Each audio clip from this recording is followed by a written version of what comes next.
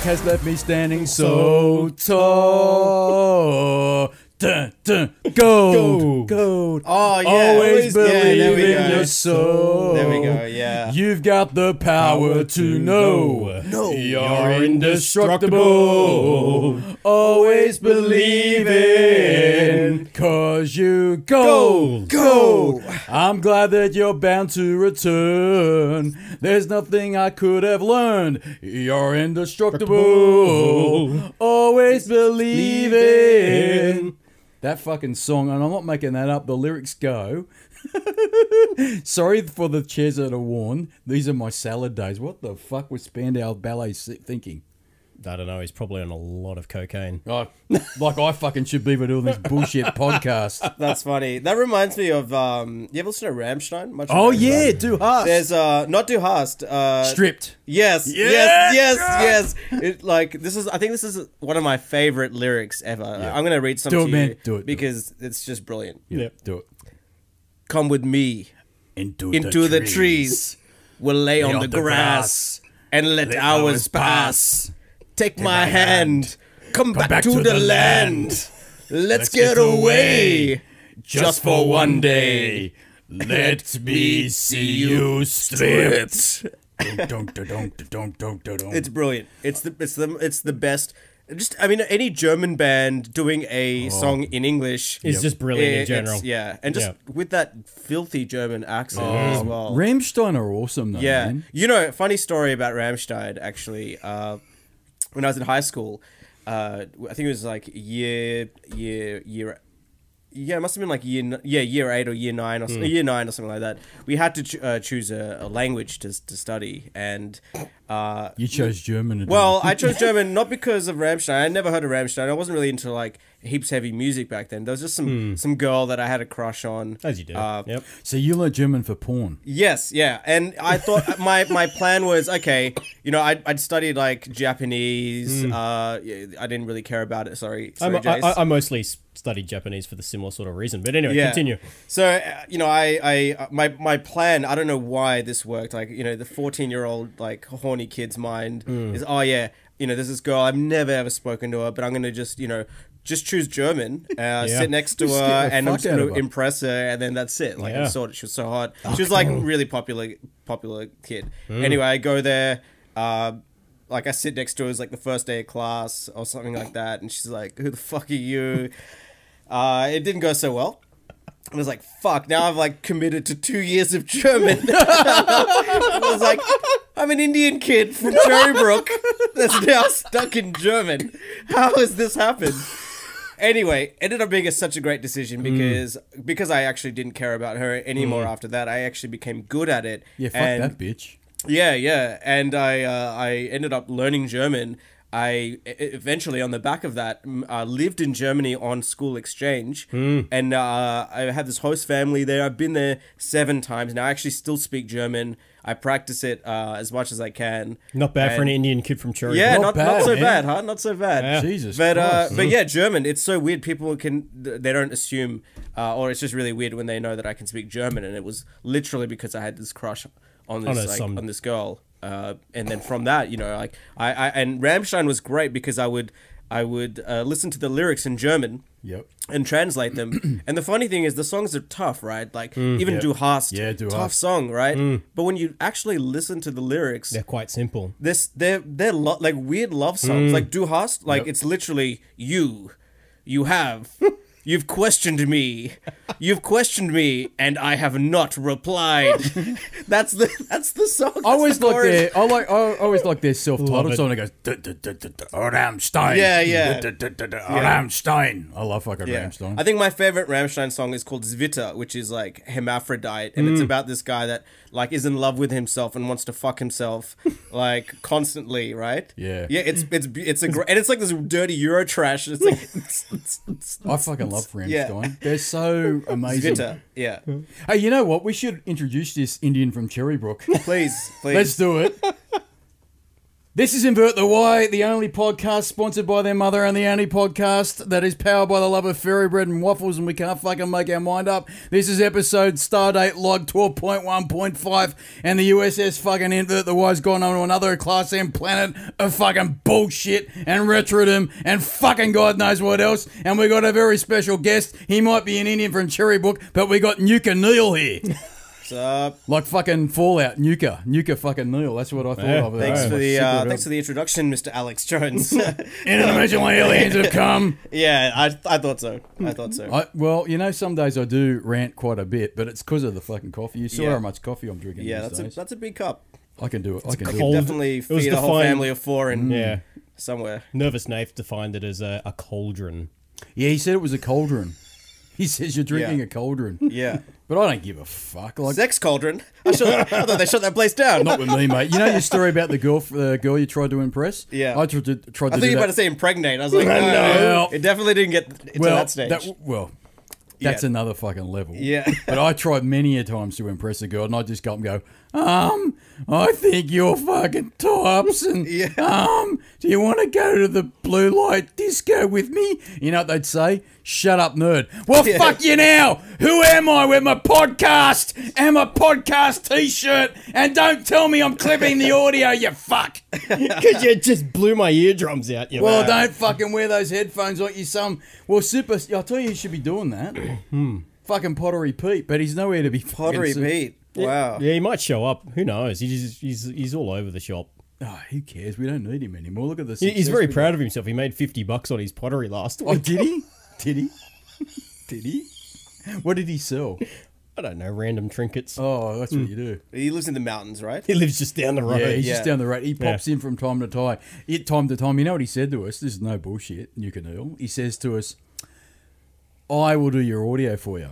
And we're like, fucking awesome. And Jason's like, well, he's pretty good at that stuff. And the one episode or the two episodes he came on to do the show, right, you couldn't hear the fuck. Just stick to pottery, mate. Yeah, you just stick to pottery. Yeah. Right, as much as I like him, stick to pottery. Yeah. But now he's got a bit weird. Because that's with the pottery. exactly what the mountains needs, is some more antique shops that sell pottery. That's it. Yeah, but he Yeah. you know what he sells? Phallic shit. Oh, yeah. He makes these phallic symbols out of pottery. He quite literally made what was it? Probably 3 or 4 foot cock. Yeah, and he said it was 9 kilos of shame. Yeah. That's what he said it was. Yeah. Fucking mate, he's lost it. That guy. Yeah. Wow. Gonna meet this guy.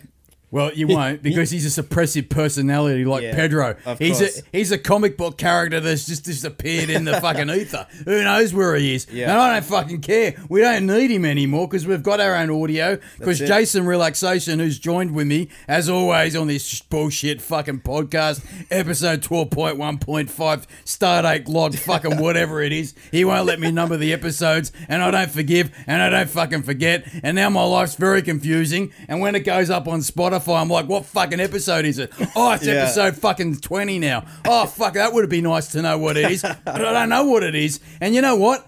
I'll tell you something else. Nervous Nath said to me last week, he goes, he's very confused.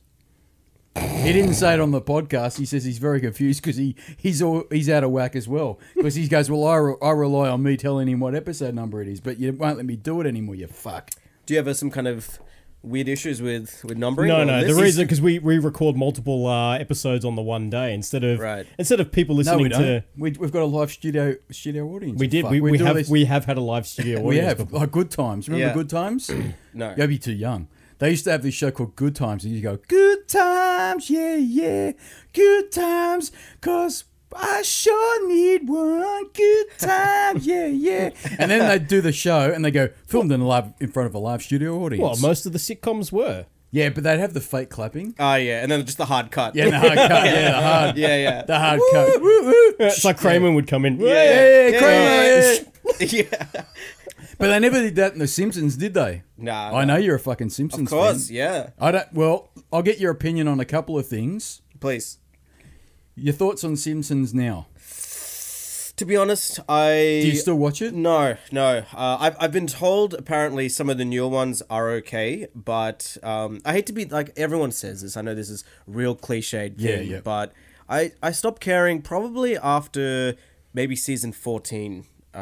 which is even pretty late. Then help me out, because I probably was watching it from season 5, which was, please correct me if I'm wrong, that was the episode in that season where Homer goes into space and he's spinning around in space and he's eating the potato chips. That's it. At that point, I loved it. Yeah. And then I'd watch the occasional episode, and they lost me, I reckon, probably a couple of years just after that. So I couldn't tell you what's going on in the Simpsons universe. It's funny because I've been to a couple of these Simpsons trivia nights over the last year or so, and a lot of them now are only doing seasons 1 to 10. It's like that's the thing. And so they've cut it off themselves. Yeah. I think I remember the last kind of season when I was watching it live that was okay, and it started to get pretty shit after that.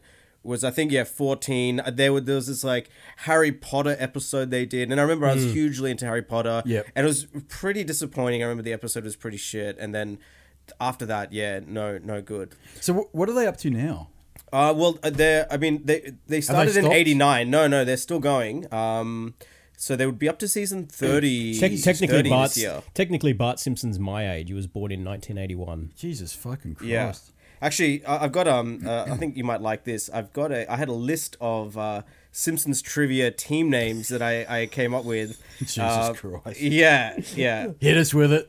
Welcome to Invert the Y, a celebration of being a nerd. Oh yeah, that's what it is. Well, isn't that what Super Simon? That's what told Super us? Simon said. Shout out to him, Super Simon, who didn't get angry at me for last week's Nintendo 64 fucking podcast with Nervous Nath. I thought he'd bring me up and go, you got it all wrong, you fuck. You don't know anything about Nintendo. Yeah. But he actually was complimentary.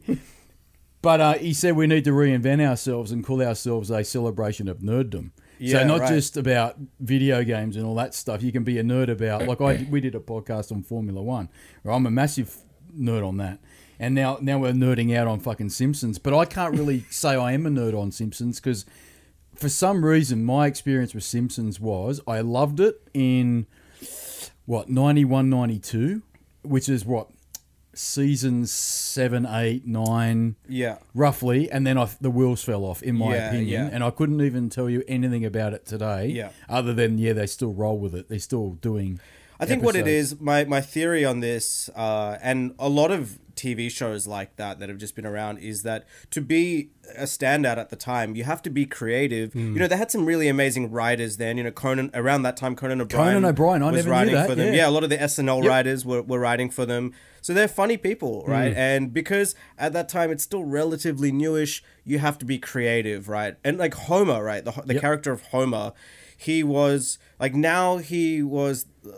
stupid idiot, like kind of guy that has no grip on reality. Whereas then, like he was kind of like the average American kind of Joe, right? Yeah. And like, sure, he's a bit dumb and lazy and I saw a YouTube channel on this because I was interested in where the Simpsons are at, because I remember the Simpsons in 1990 when they released that single "Do the Bartman." Oh yeah. Right? I think that was 90 or 91. Yeah, right? It would have been around then. And so that was when it was at its peak, probably I think, roughly early 90s or mid 90s to that period.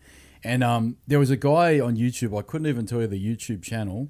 He went into the details, really fucking nerdy shit, about how he believed, or what he believed was the reason that the wheels fell off with the Simpsons. And one of the things he was saying was that the lead writers, which was one of them was Conan O'Brien, which I couldn't believe. I didn't know that. And he left the show as a writer. Yeah. And that the other thing was that they couldn't agree on where they wanted Homer to be, because originally he started off as this bumbling family man, but he had decent morals. He was trying to raise his decent kids. Guy. He was trying to do right by his kids, but he was a fuck up. A bit like did you ever see Married with Children? Yeah, I love that show. Shut up, Al pig. Bundy. Shut up, pig. Right. So Al Bundy was kind of sort of the same. Yeah. I mean, for all his bullshit, he actually still was trying to do right by his family. Yeah. And so Homer, and please correct me if I'm wrong in any of this, man. I'm no expert. I'm no expert in this, right? But they wanted to make Homer. This is what this guy was saying in his YouTube video, that they were making Homer as this kind of Al Bundy character, right? They modelled him off him a bit. Yeah. Then the writers came in and changed that, and he went into the silly Homer phase, which I like myself, which is when he was in space eating potato chips and Homer was having adventures doing everything, and the show became about Homer. And then it went into another phase where the writers said, no, it's got to be characters now. We want The Simpsons to be about characters. So Moe was in it, then Sideshow Bob, and all these other characters like Wiggum, Ralphie Wiggum, all that stuff. They were all part of the show, and Homer took a back seat, and that was fine too. That was the other phase of The Simpsons. But then the writers that were a part of that philosophy, they left, and they went, "Fuck this. We want to go back to these other like different things. We want Lisa to be the big theme, and we want Bart to be the big theme again, and Marge to be the theme, and no one could agree on what the direction is of it, and it went, and that's why the wheels. This guy said on his YouTube video, the wheels fell off. Yeah, you know, I couldn't even tell you who the YouTuber was that did. There's a really cool video actually I saw where someone had analyzed a couple of different jokes like from the earlier seasons to the later seasons. Yep.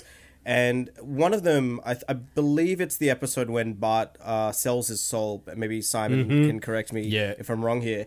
But there's this one bit where he's riding his bike, and then this weird like the road cleaner is driving, and then Bart jumps off his bike, and this deranged guy's laughing and rides over his bike, and then the bike's like still there, shiny.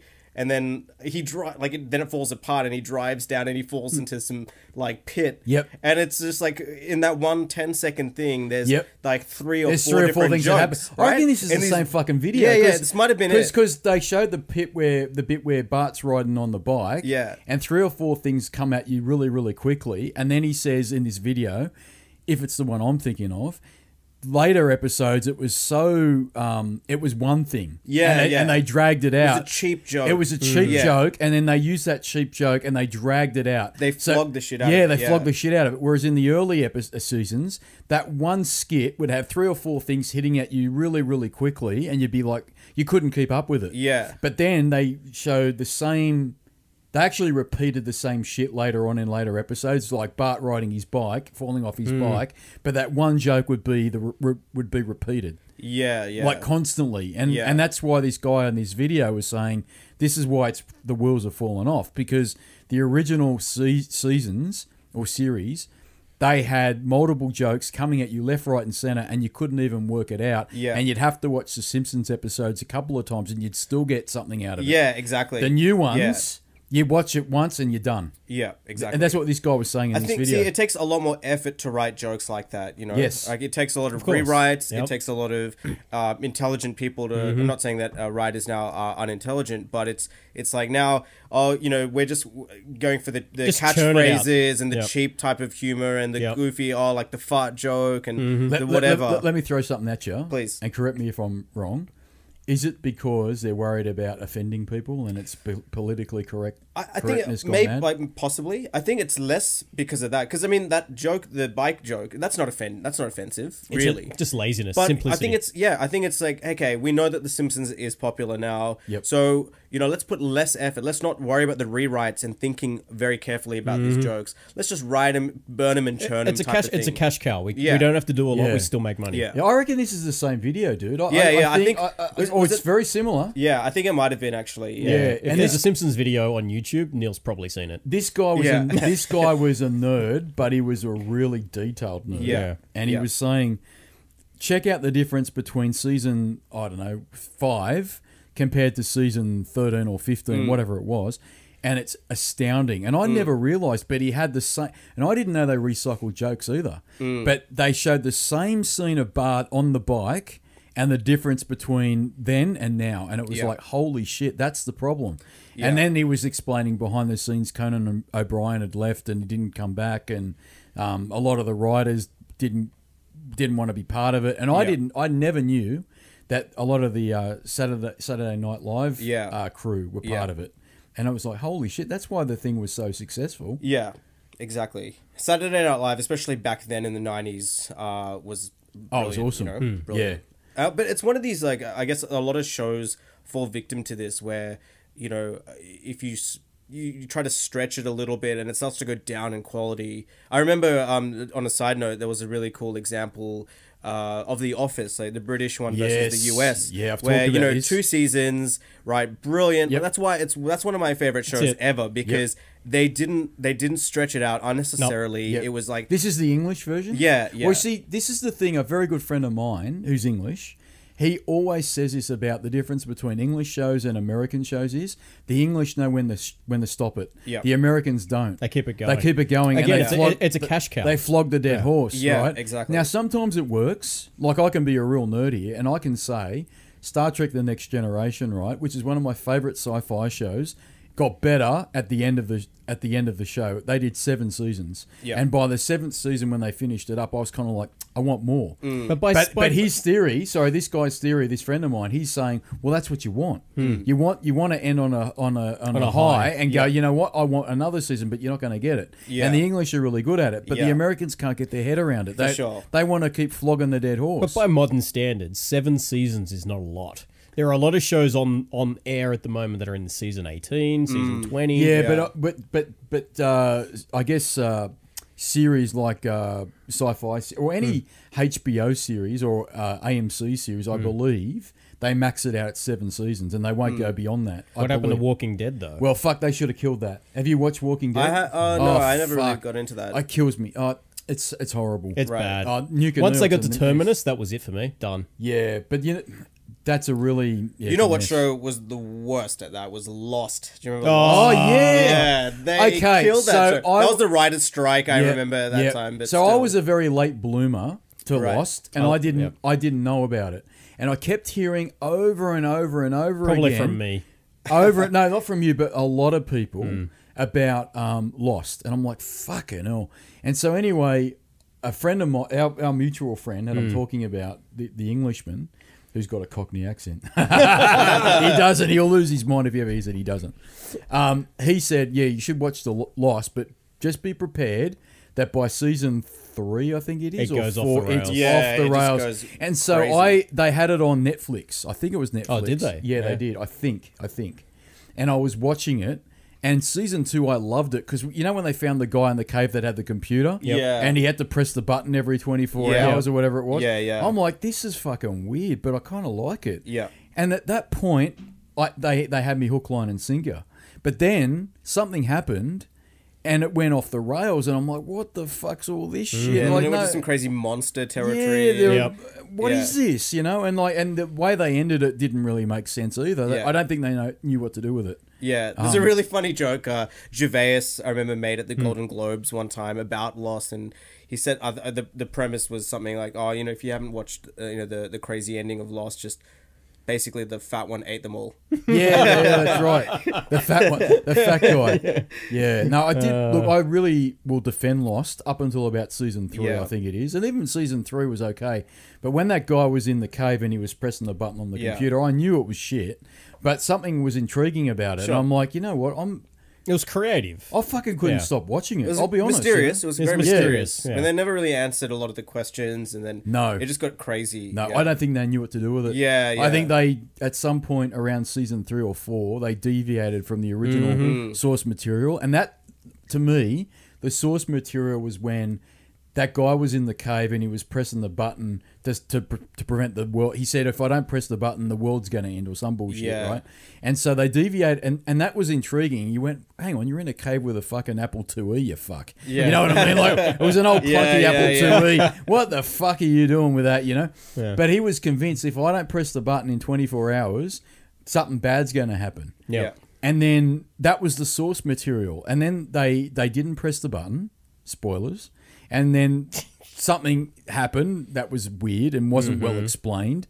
And then from after they kind of explained that, it went off the rails. It was like, hang on, didn't it turn into like almost like a war between one faction? Yeah, and it went into like a Lord of the Flies, and people were jumping sides and joining. It went into like a the Lord of the Flies sort of situation where it was too. It was weird, warring factions and unnecessary. It's like, what, this doesn't need. Yeah, but they dropped that really cool concept of the guy in the cave with the computer. Yeah. And I can't. It's been a long time since. If that happened now, he would have had to have had a million dongles and Yeah. different adapters. Yeah. MagSafe 1 to MagSafe 2. Yeah, and you know what? I'll fucking throw it out there. I'll be a prick. If you was using an Apple product, oh fuck, have you got a dongle for my Lightning fucking connector or for Yes. a USB-C? And No, they need to make him have a Genius Bar appointment. Yeah, that's right. Hey, I got the end of the world to kind of sort out and Oh, fix, fuck. but you know, The one try time- turning it off and on again. I tried turning it off and on again. upstairs, I was telling you about when I went into the Apple store, Yeah. and I was asking them about where's my iPod Classic, you fucks. You know what I mean? Oh, we don't sell that anymore. You're like the idiot, the only person on the planet that's interested in iPod Classics. Yeah. And I'm like, well, no, I'm not, you fuck. I mean, if you're an audiophile, what am I going to use? A fucking Microsoft Zune? Actually, Nervous Nathan forgot to bring that up. He uses a Zune. Yeah. He's the only person on the planet that uses a Zune. Yeah, I got a Zoom. I love I Zoom. mean, yeah, he swears by it. Yeah. You know, but they completely killed the they killed me out of the market. They said go fuck yourself. Yeah. And so you know what? Fuck you. Go fuck you. Yeah. You know what I mean? But yeah, the genius. When the one time I had a technical problem, I went there. And the supposed geniuses, you know, they said, "Oh, we can't help you. You have to make an appointment to see a real genius." Yeah. Oh, that's really helpful. And I stumped them one day. This is a classic. I went in there another time and I said, "Look, I've got a Macintosh for repair," and I knew this would fuck him up. And he goes, Because you said Macintosh? "No, yeah, I said Macintosh, but this is the best bit." They said, "Oh, what is it?" I said, a Macintosh. They go, what do you mean, a MacBook Pro or something? No, a Macintosh. A fucking 1986 Macintosh Plus, you fuck. Yeah. And they said, what? I go, it's from 1986 and I want to repair it. And they said, firstly, what are you doing with it? And secondly, they said, well, we can't help you. Yeah. I said, hang on, you're telling me you can't repair your own fucking products? And they're like, yeah, but it was from the 80s. I go, I know it's from the 80s, but it's a Apple product, and you're telling me that you can't help me. To be fair, it probably still has the White Australia policy still on it. Well, it does, and it's got the weird screws You know in what? it. I reckon it still uses the same hard drive they got in the latest editions. Well, Yeah, no, probably. this doesn't have a hard drive. This is before hard drives, man. Beautiful. This has got the floppy disk drive, and when you boot it up, it's got the smiley face when it recognises Oh, yeah, the disk. yeah, It's just classic. I remember those, mate, because we used to have them in school. Yeah, I used to use an Apple IIe. That was my I helped our teachers install the first Apple IIes into the school. yeah, but the guy from Lost, it looked like it was an Apple IIe. That's how, Yeah, yeah. and I liked the look of it. It probably was. I Where like did the that look come from, by the way? I want to know who the hell, where did that computer come from? Well, that's what didn't make sense about Yeah. it. But you know what? That was okay with me. But 'cause wasn't I'm- it all a laboratory Oh, site? Yeah, it was an that's experiment. true, yeah. We're It was all actually- like psychological Yeah, experiments. it was an experiment. That's, That's right. right. They kind of used mind warfare on that guy to make him believe that he had to press the button. And that whole island. That's what I loved about it. This is why that show had me hooked. Right, because it had that. What was the name of the company that was doing experiments? And they were. It was Dharma. Dharma. Yeah. Dharma. Right. So Dharma. It was almost like Fallout. Yeah. Right. And so they had individual caves with different experiments going on. And he was the last guy in the cave that had the belief that he had to press the button. Yeah. And I fucking love that shit because I love Fallout. And I'm like, Well, it's kind of like a this is like conspiracy theory Fallout. because that sort of shit could probably happen. Yeah. Yeah. But they went away from that source material for some reason. They dropped it a little bit. And then they went to this Lord of the Flies bit where, yeah, you're right, two warring factions now and they're fighting over the island. And you're like, who gives a fuck? Fuck it. You know what I mean? Like, no, that show outlived its welcome. Yeah. And a lot of US shows do. There's one show I think that definitely got better with age, which is Curb Your Enthusiasm. Slightly Okay, on a yep. tangent there. Yep. But I'm a huge Larry David fan. Yes. Yeah. He is so funny. Yep. And it's mainly because he's not playing a character. He's really just playing, Playing himself. himself, Right? yeah. And Yeah. like he acknowledges Yeah. that he has This is me. his quirks and Yeah. he exacerbates them. Well, he's the brains of Seinfeld. Seinfeld. Yeah, that so- was. I mean that. It did have a slight dip towards the end, but it wasn't that bad. Whereas I think Seinfeld ended okay. Yeah, it ended all right. I mean, I think it was still the number one Yep. show at the time. It was funny. You Yep. know, I don't know. I mean, people now, it's so weird because I grew up on that show. You Yep. know, I was a kid. I remember the finale and stuff, and that was literally where you have the whole family. You know, Yep. everyone's sitting around. Yep. We're planning watching the show together on this day. Well, it ended at a point, again, in my opinion, where people wanted more of it. Yeah. Right. And I think they got out good. They got it out just at the point where it was the opposite of The Simpsons, basically. There wasn't really a dip in form. Yeah. It did go a little, like, it went more silly as time went on. Yeah. Like, if you watch the very first Seinfeld episodes, they're funny, but they're not as silly as the later seasons. But I like the silliness. You know, I like the craziness about Seinfeld. Yeah. But they got out at the end, and no one could believe that, because Jerry Seinfeld was earning millions per episode, yeah, right? yeah. And everyone was like, what the fuck, he wants to end it? Yeah. Shouldn't the guy just let it ride? And that was, in my opinion, one of the very first TV sitcoms that was saying we're getting out when the getting's good, and everyone was like, holy shit. And you're right, it was an event. People were like, last Seinfeld episode, let's watch it, you know, like... Yeah, I think even with a parallel to music, you see it almost diminishes the reputation of them, right? It's like The Simpsons now, because they've just flogged it for so long. This is like, when you talk about The Simpsons now, obviously, you know, there's a love of those older episodes, but it still tarnishes their reputation. Absolutely. And same with bands, you know, bands that should have just like called it quits, or cough cough Metallica. Well, let's get on to it. Let's get on to it. Right. That's actually a really nice segue. Well, but you know, it's like you know, in a way, like the rappers and like that 27 Club where they die early, Nirvana, you know, Hendrix.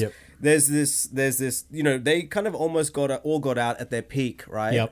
And so it's like in everyone's mind, they are still just regarded as, you know, great or amazing. Well, You're only as good as your last album. Well, I've got a theory about Nirvana, and I'm happy to be corrected if I'm wrong. If Kurt Cobain had have not committed suicide and things were different, and it's all about ifs, buts, and maybes, so it's all hypothetical bullshit. My theory is that they would have broken up very soon, very much after In Utero anyway. I think because Dave Grohl, you could see the writing on the wall that they were going different directions in their theories on where the band should be. And so I actually think that Nirvana, if Kurt Cobain hadn't have committed suicide, I think they would have ended it pretty soon after In Utero came out. I really do.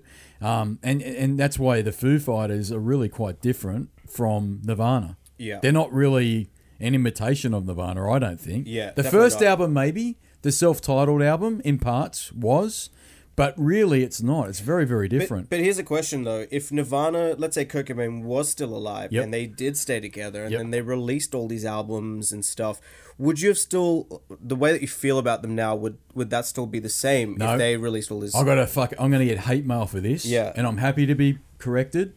I'll tell you a fucking story. I don't think Nirvana are as great as people say they are. I don't. I think they're overrated. I'll tell you well. now. I'll tell you. In Utero is a very difficult album to listen to, but it's a good album. And Nevermind's a classic. But every other album before that is fucking average at best. Really? Bleach? Bleach is average. Average? There's some good songs on it. This is my opinion, and it's always subjective, right? But in my opinion, Bleach has some good stuff on there. I'm not saying it doesn't. But I don't think it's a great album.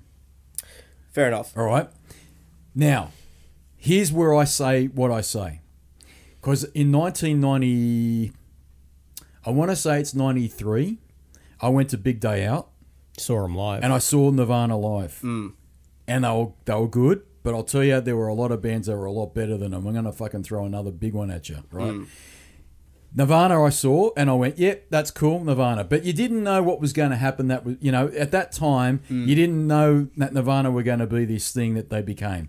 And a lot of the reason that they're always mentioned in different things is because of the, he died early, he died in, you know, all these mysterious circumstances, Courtney Love. You could go on about it, right? Yeah. But I saw much better bands that day, and I'll throw one at you. Screaming Trees. They fucking shit all over Nirvana. Sure. Right? I don't know if you've heard much of Screaming Trees stuff. No. They're fucking awesome. They had twin brothers playing in that band. The two fattest twins you've ever seen. But they were awesome. And Mark Lanigan is in Queens of the Stone Age. Yeah, okay. All right. So now Mark Lanigan's a legend. Right. So Mark Lanigan's a fucking legend. He's also released some self-titled albums as well, right? But Mark Lanigan, who is part of the Queens of Stone Age, he was a frontman and lead singer of Screaming Trees. And they're one of their albums, which is Sweet Oblivion, is a fucking classic with a single that they released called Nearly Lost You. track number 2, released in 1992. These are fucking ball-tearing albums, Sweet Oblivion. Yeah. A fantastic album, and they followed it up in 1996 with Dust, which was their last album. But what an album to go out on. And I'm telling you now, those 2 albums alone are better than anything Nirvana released. Yeah. And I fucking love Nirvana. Look, right? I agree with you telling here. I do. I agree with you here. I think Nirvana, the big appeal for them probably at the time is less about their technical ability as a band or as musicians, but maybe more of an attitude and just the feeling, this counterculture kind of thing at the time. Yeah, you know what it is about Kurt Cobain? I think he had a great look. He had a unique sounding voice, but what he was able to do, but he actually didn't like to do it, but he couldn't help himself, he actually wrote catchy pop songs. Yeah. Right? Particularly during... And I do love Nevermind as an album. I really, really do, right? And I remember listening to Nevermind in 1991 and I was blown away by it. I'd never heard anything like it.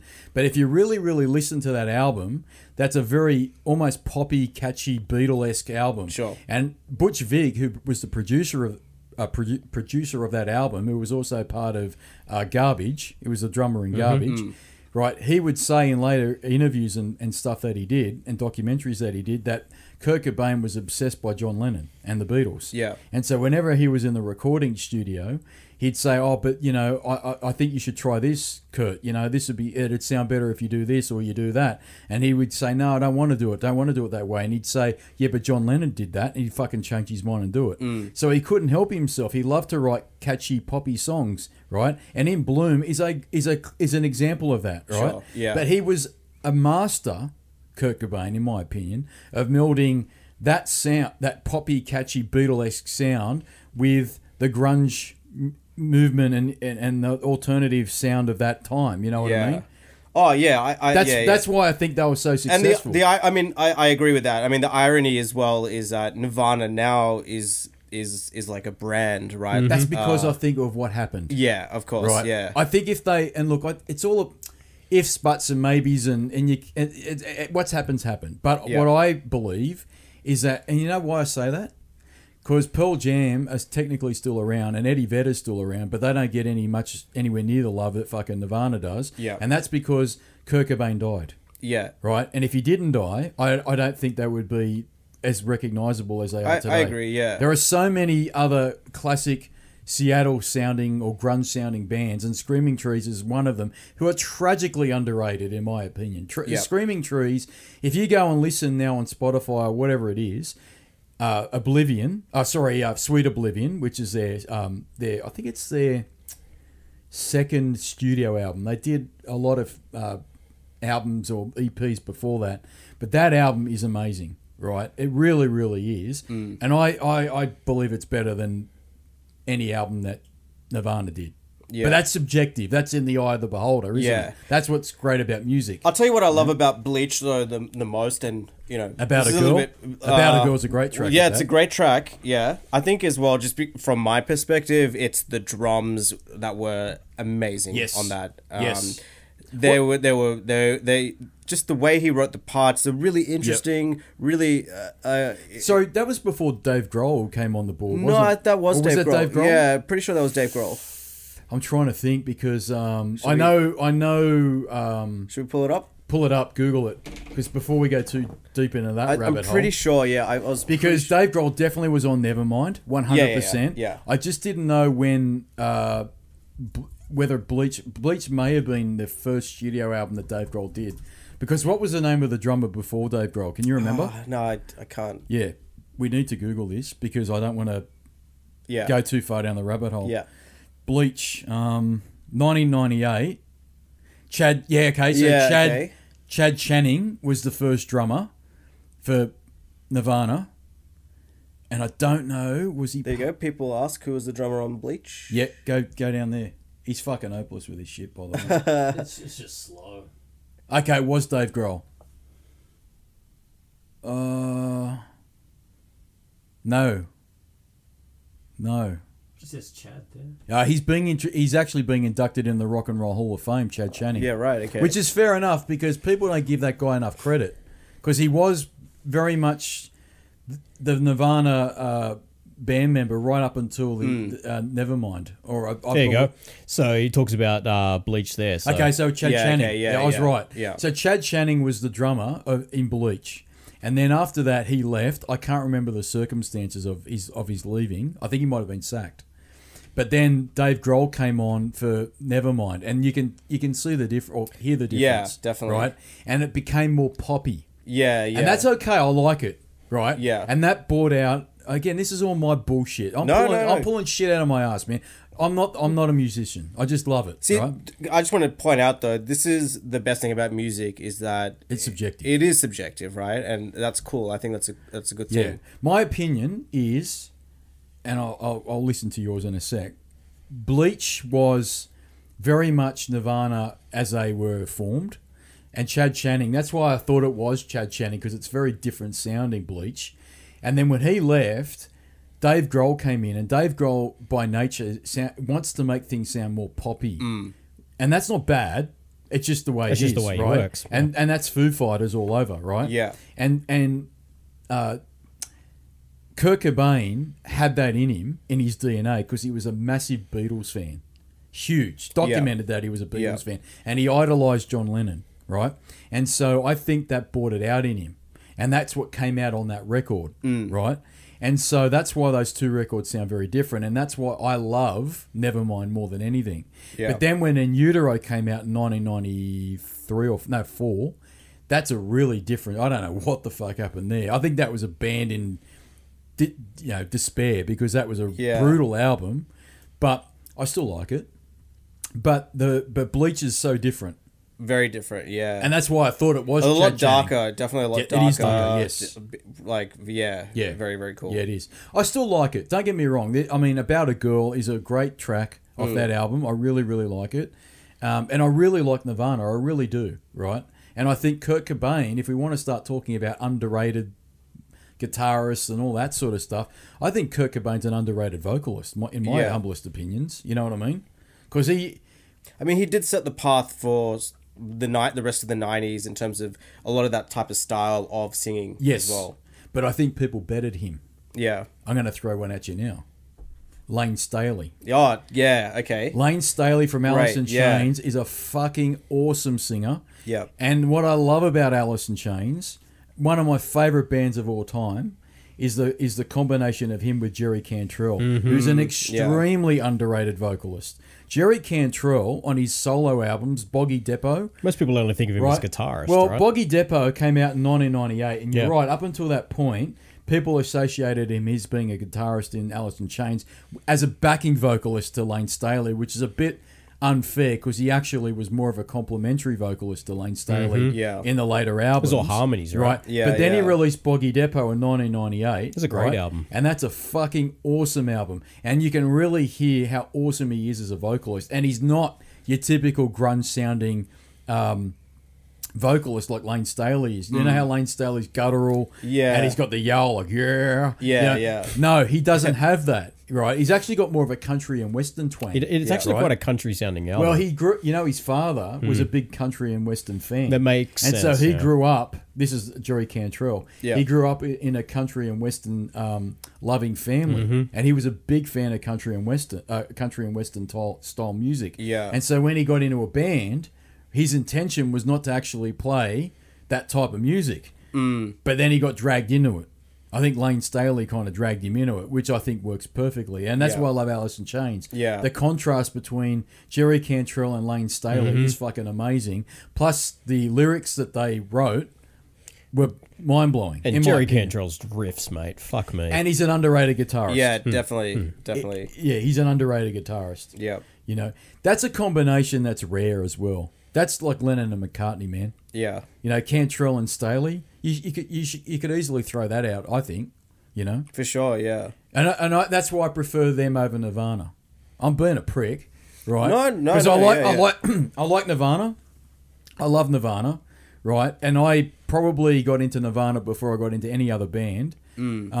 With maybe the exception of Pearl Jam. I kind of got into Pearl Jam and Nirvana at the same time. Truth be told, I was the one that forced you to buy Pearl Jam 10. Did. Yes, that's true. Nice. He wanted me to buy 10. Yeah. And I was like, oh, I don't know about this fucking band. You know what I mean? Yeah, yeah. But then he This bought, surfy shit, I think. yeah, was I the kind of quote. thought it was a bit surfy-ish. I didn't really... Fucking love you know that what? album. Because I'm a hypocrite now.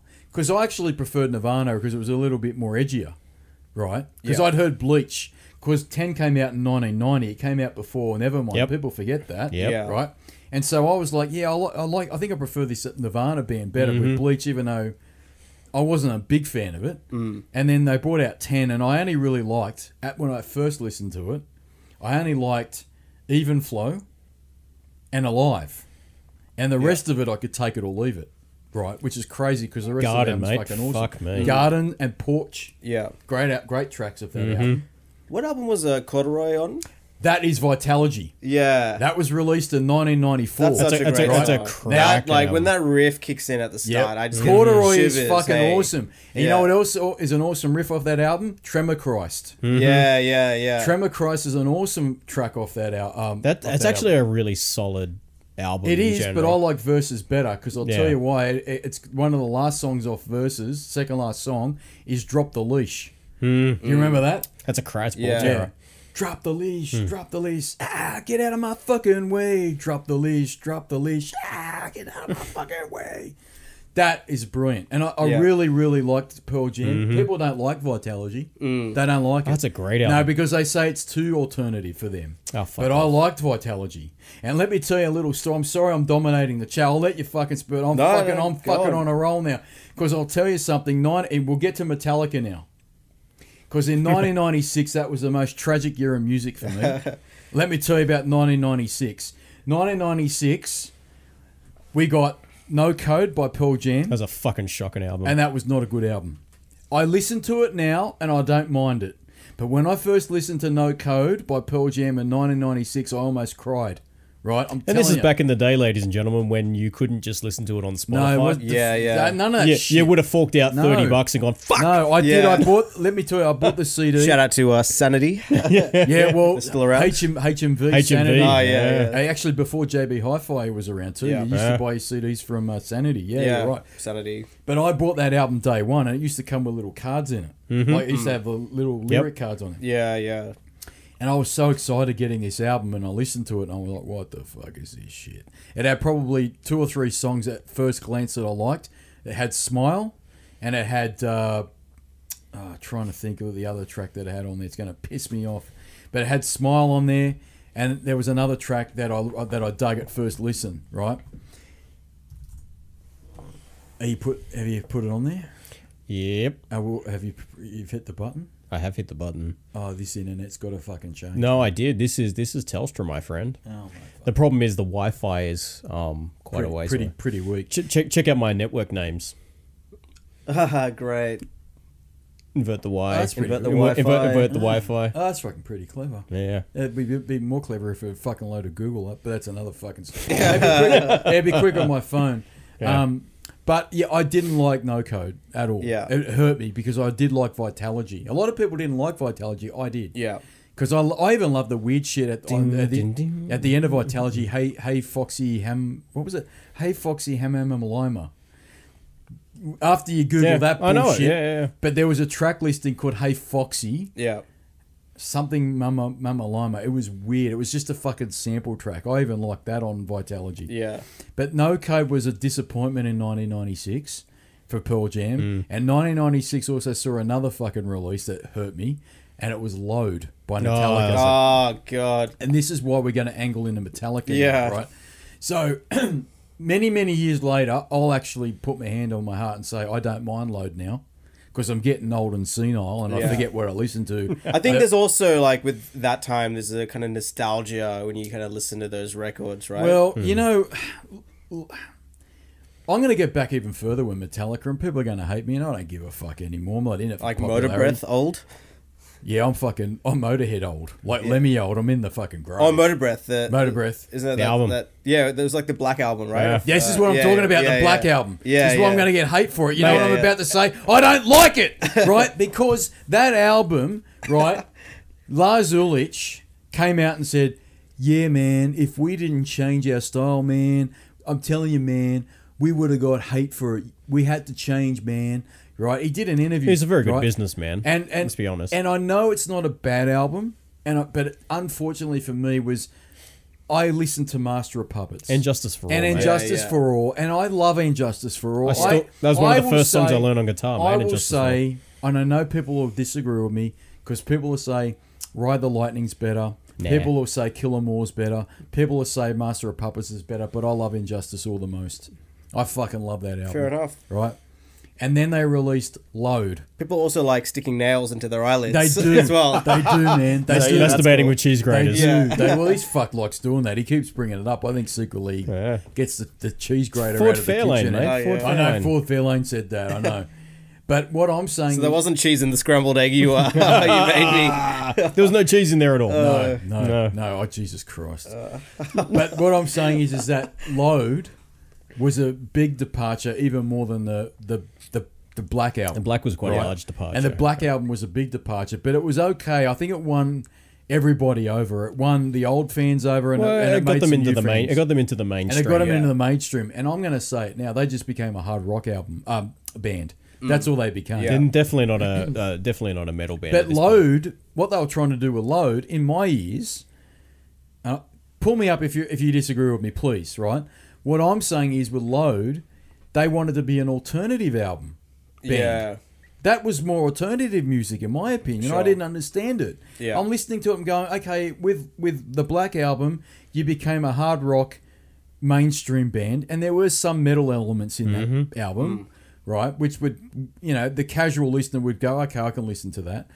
But with Load, they became an alternative band with that bullshit. And I was like, I'm not having it. Because you don't sound like an alternative band. James Hetfield, you don't fucking have the voice for a fucking star, And he even had a sort of a country twang. Or He had a he was trying to country twang put in it. it. Yeah. yeah, like I'm going to throw one thing out there that's Hit me. that's just something worth considering is I can respect especially as someone that's been in a band, someone that has recorded with different producers Yep. and stuff.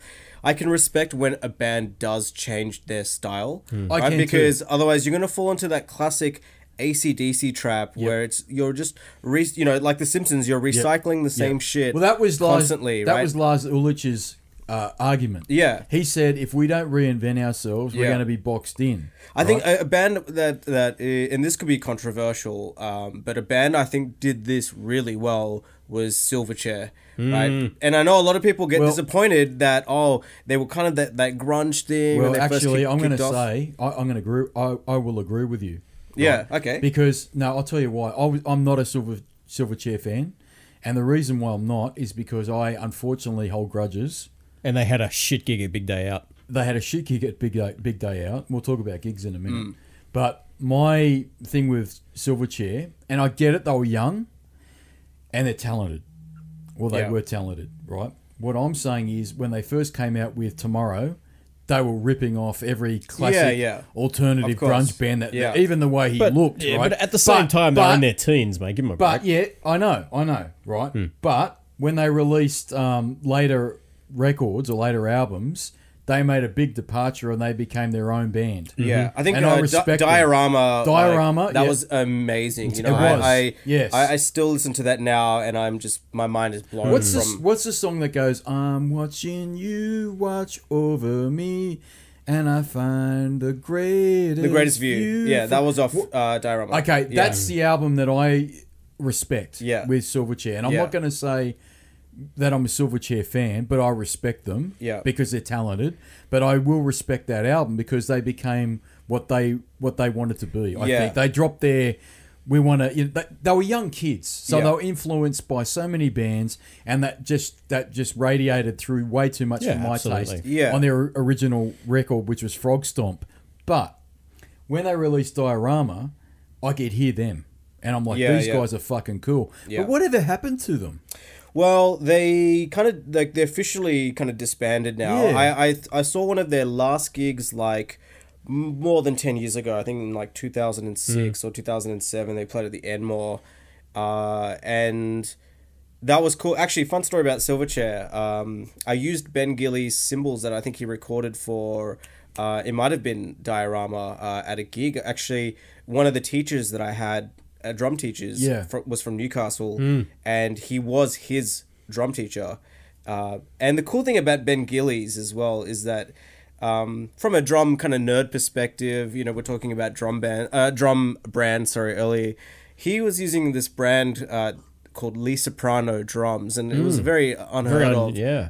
It's basically this really boutique style of drums from Italy, made by this, I'm not sure about it now, but it's kind of made by this one family, generational kind of thing. It was really, really cool, and it was because of that drum teacher that he was using Lee Soprano. He was Italian, that drum teacher. That tends to happen, though, I thought doesn't you it? were going to say The Sopranos. That's one of my Oh, favorite yeah, shows. Lee Soprano, yeah, close. But yeah, I was at his house getting a drum lesson, and this is when I had no money. I was a music student, of course, still have no money. What is it with you? Muso's got no money. Yeah. Should be I mean, loaded. look, in fact, musicians are so poor off. I actually saw last night 3 of them sharing the same cigarette. Those poor guys. Apparently they call it smashing a dozen now. Yeah. That's what they say. Punch a these dart, days. mate, or Punch a dart. spark a does. Spark a does. Yeah, sparking it Jesus does. Christ. But yeah. Anyway, I remember he left some cymbals there, and I just had a little plan. I was like, this is amazing. I was playing this gig, and the drum teacher kind of contacted him and said, hey, is it cool if one of my students borrows your cymbals? And he's like, yeah, no problem. Just so chilled about it, which is cool. Which is not, which actually, is pretty cool. I have what happened to them? Sorry. So Sorry. they kind of disbanded. I think Daniel Johns, that's kind of when he went to do his solo stuff, and he did a few Does he side do projects. that at all now? So no, I haven't really. Oh no, he has. This was a couple of years ago. He did release some solo stuff, which was actually pretty cool. It was very much in that Matt Corby sort of like vein. I actually saw Daniel Johns a couple of years ago at a gig, and I was actually really upset because he didn't look so great at the time. And you know, this is a band that I like, Diorama. You know, when I was a kid, the Silverchair were one of my favorite bands. You know, Don't they get were me one of- wrong. I'm not. No, Because of course. I respect them. Yeah, I yeah. think they're very talented, and I think Diorama was an awesome album, and I really wanted that to be their starting point. That's Yeah. what I wanted them to piggyback off that. Yeah. And go forth with it and conquer with that. You know what I mean? But Yeah. that's why I'm asking. Whatever happened? But yeah, they kind of just disbanded. I'm not too sure of the circumstances. I know that I think it might have been Daniel Johns who might have facilitated that, but don't quote me. That was on the that. rumors. Yeah, That I think he was at the time also dealing with a lot of issues Yep. as well that he needed to or still needs to maybe sort out. And it was kind of evident when I saw him at that gig. I was very upset. It wasn't Just- well. He Yeah. wasn't. He didn't look so great, and it just upset me just as a fan of theirs just to see him like that. You know, as someone that has had such a huge influence on my life, on my desire to want to be a musician and to play in bands. Yeah. You know, I look to people like that as, you know, this is a hero. Yeah, because I at some point I want to talk about with I got another friend of mine coming on, and I want to talk about bands, particularly in the 80s, because we're a bit older than you, obviously. About bands in the 80s from here, Australia, that should and could have made it in America but didn't. And I know they had, this is Silverchair, I think they might have had some success in the US, but I believe they could have had a lot more. Actually, They could funny have had enough, a lot more. Silverchair were probably more popular overseas than they were ever in Australia. Really? Okay. You know, they were playing somewhere. I remember seeing this like concert in Rio de Janeiro, sold out. It was like tens and tens of thousands of people, right? A huge arena. Even in the States, I'm pretty sure they were pretty popular, Yeah. more popular than they were here. Well, you know what? I used to listen to, for some reason they won't play it anymore on because they must have rezoned it, but there used to be a radio station I used to stream on my Google Home, and it was Grunge FM. And this is from the States. It's called Big R Radio, Grunge FM, right? Your cat must be really upset. Yeah, well, no, he's got Triple M now, the fucking stinky, smelly cat.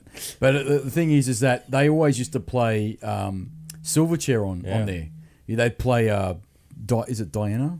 Diorama. No, please, Diana. When he's talking about anorexia. Yeah. So whatever that song's called, they'd always play that. And a song, I think. Yeah, and that's it. And they'd play... Open fire. That's it. They'd play that one. Yeah. They'd play Greatest View. So they got airplay from the States, you know. But what I'm saying is, as a layman, I wasn't ever a big fan of them, and I didn't follow them closely like obviously you had. But I always thought that was the Diorama was the starting point, and they could have really propelled from that point. But then they, I don't know. They had a Young out. Modern at some point after that, which is kind of cool. That was a very Paul Mac influenced.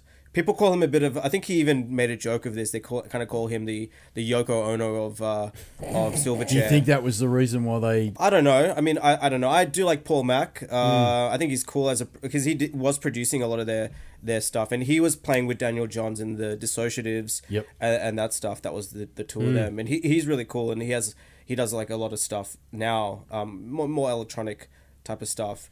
I don't know. I don't know what the full reason was, but I know that Daniel Johns in particular was dealing with a lot of issues. You know, obviously there's a lot of rumors about, he moved to London and stuff like that. Who did he marry? Was it Natalie and Natalie and Brilliant? And then they split up though. But for a time there they were living in Paris, I think. So that's when Look, the dude's talented. They all were talented musicians. You know what I mean? And I'm sure they might not necessarily have started off that way. They grew into. No, I think they were. But this is another case of what we were talking about earlier, whereas they kind of had this short, great collection of music, and then ended up leaving, and so now this perception of Silverchair is that they sort of ended just after their prime. I'd say Diorama is definitely their prime. But they didn't leave it. They could have stayed together and just released a whole bunch of shit.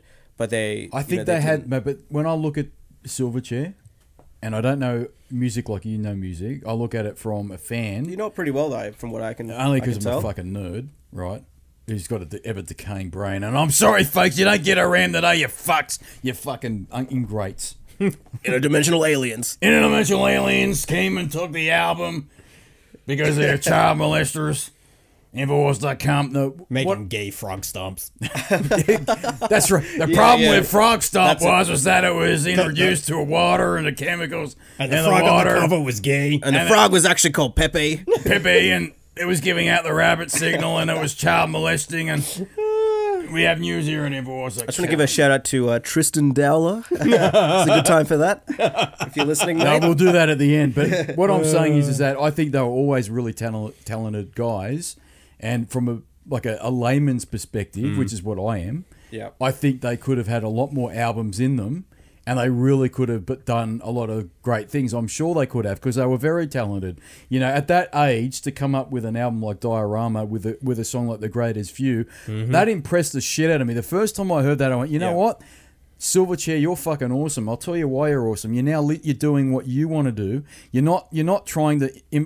I know they weren't, but in my little mediocre, layman's ears, they were imitating other bands from Frog Stomp. Does every teenage band. Yes, that's they on do. the planet. I know they do. But then they followed it up with Diorama, and I went, "That's them now. That's them now." And this is the starting point. They can actually really propel themselves and do something really great with it. But then at that point, like what Nuka, is saying, Nuka Neel saying, is that they split up, or they disbanded or something, which is not uncommon, mate. It's not uncommon, but it's a shame. I think it's a tragedy. In my opinion.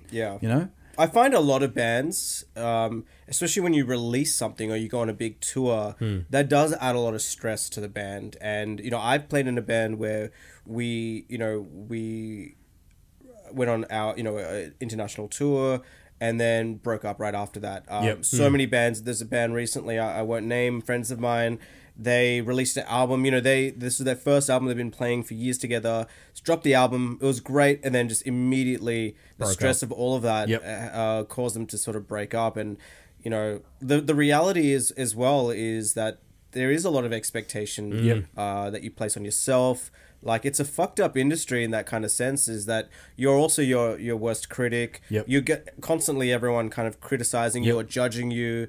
And it can fuck with you, right? It can fuck with your ability to write and to create new stuff. Do you know what? It reminds me of what you were just saying about all the years of touring and playing gigs, and you finally get your first break with an album, and then you break up or you disband. Yeah. It kind of reminds me, I just saw a documentary on Netflix with Twisted Sister. Oh yeah. Have you seen that? I haven't seen that one, but I know them. Very short story. I didn't know a lot about Twisted Sister apart from the obvious hits they had in the 80s, where they were, we're not going to take it, or whatever it is. But I didn't realise they were actually big in New York in the 70s. And they'd been playing gigs since the mid-70s to the late 70s, and they were trying to get records. You know how fucked up their history is? They actually got a record deal in the late 70s with a German record company. No bullshit. The guy came out, the agent, came to New York and said, we're going to fucking sign you. Yeah. Right? And we've got a recording studio here stateside and we're going to put you in the studio. The guy had the documents and he got on an airplane, had a heart attack, and the deal was fucking off. No bullshit. Jeez. The guy that came out to see them had a heart attack and going back to Germany, and he fucking died. The lead singer, his name's Dee Schneider, he said, we were fucking cursed as a band. We had all this talent, and they had so many fans in the New York area, right, where they were playing in all these different... I didn't realise that... I know New York's a big place, I've been there, but I didn't realise how many fucking massive places there are to play gigs venues, at, right? yeah. I mean, CBGB's is the biggest one that comes to mind for someone that's...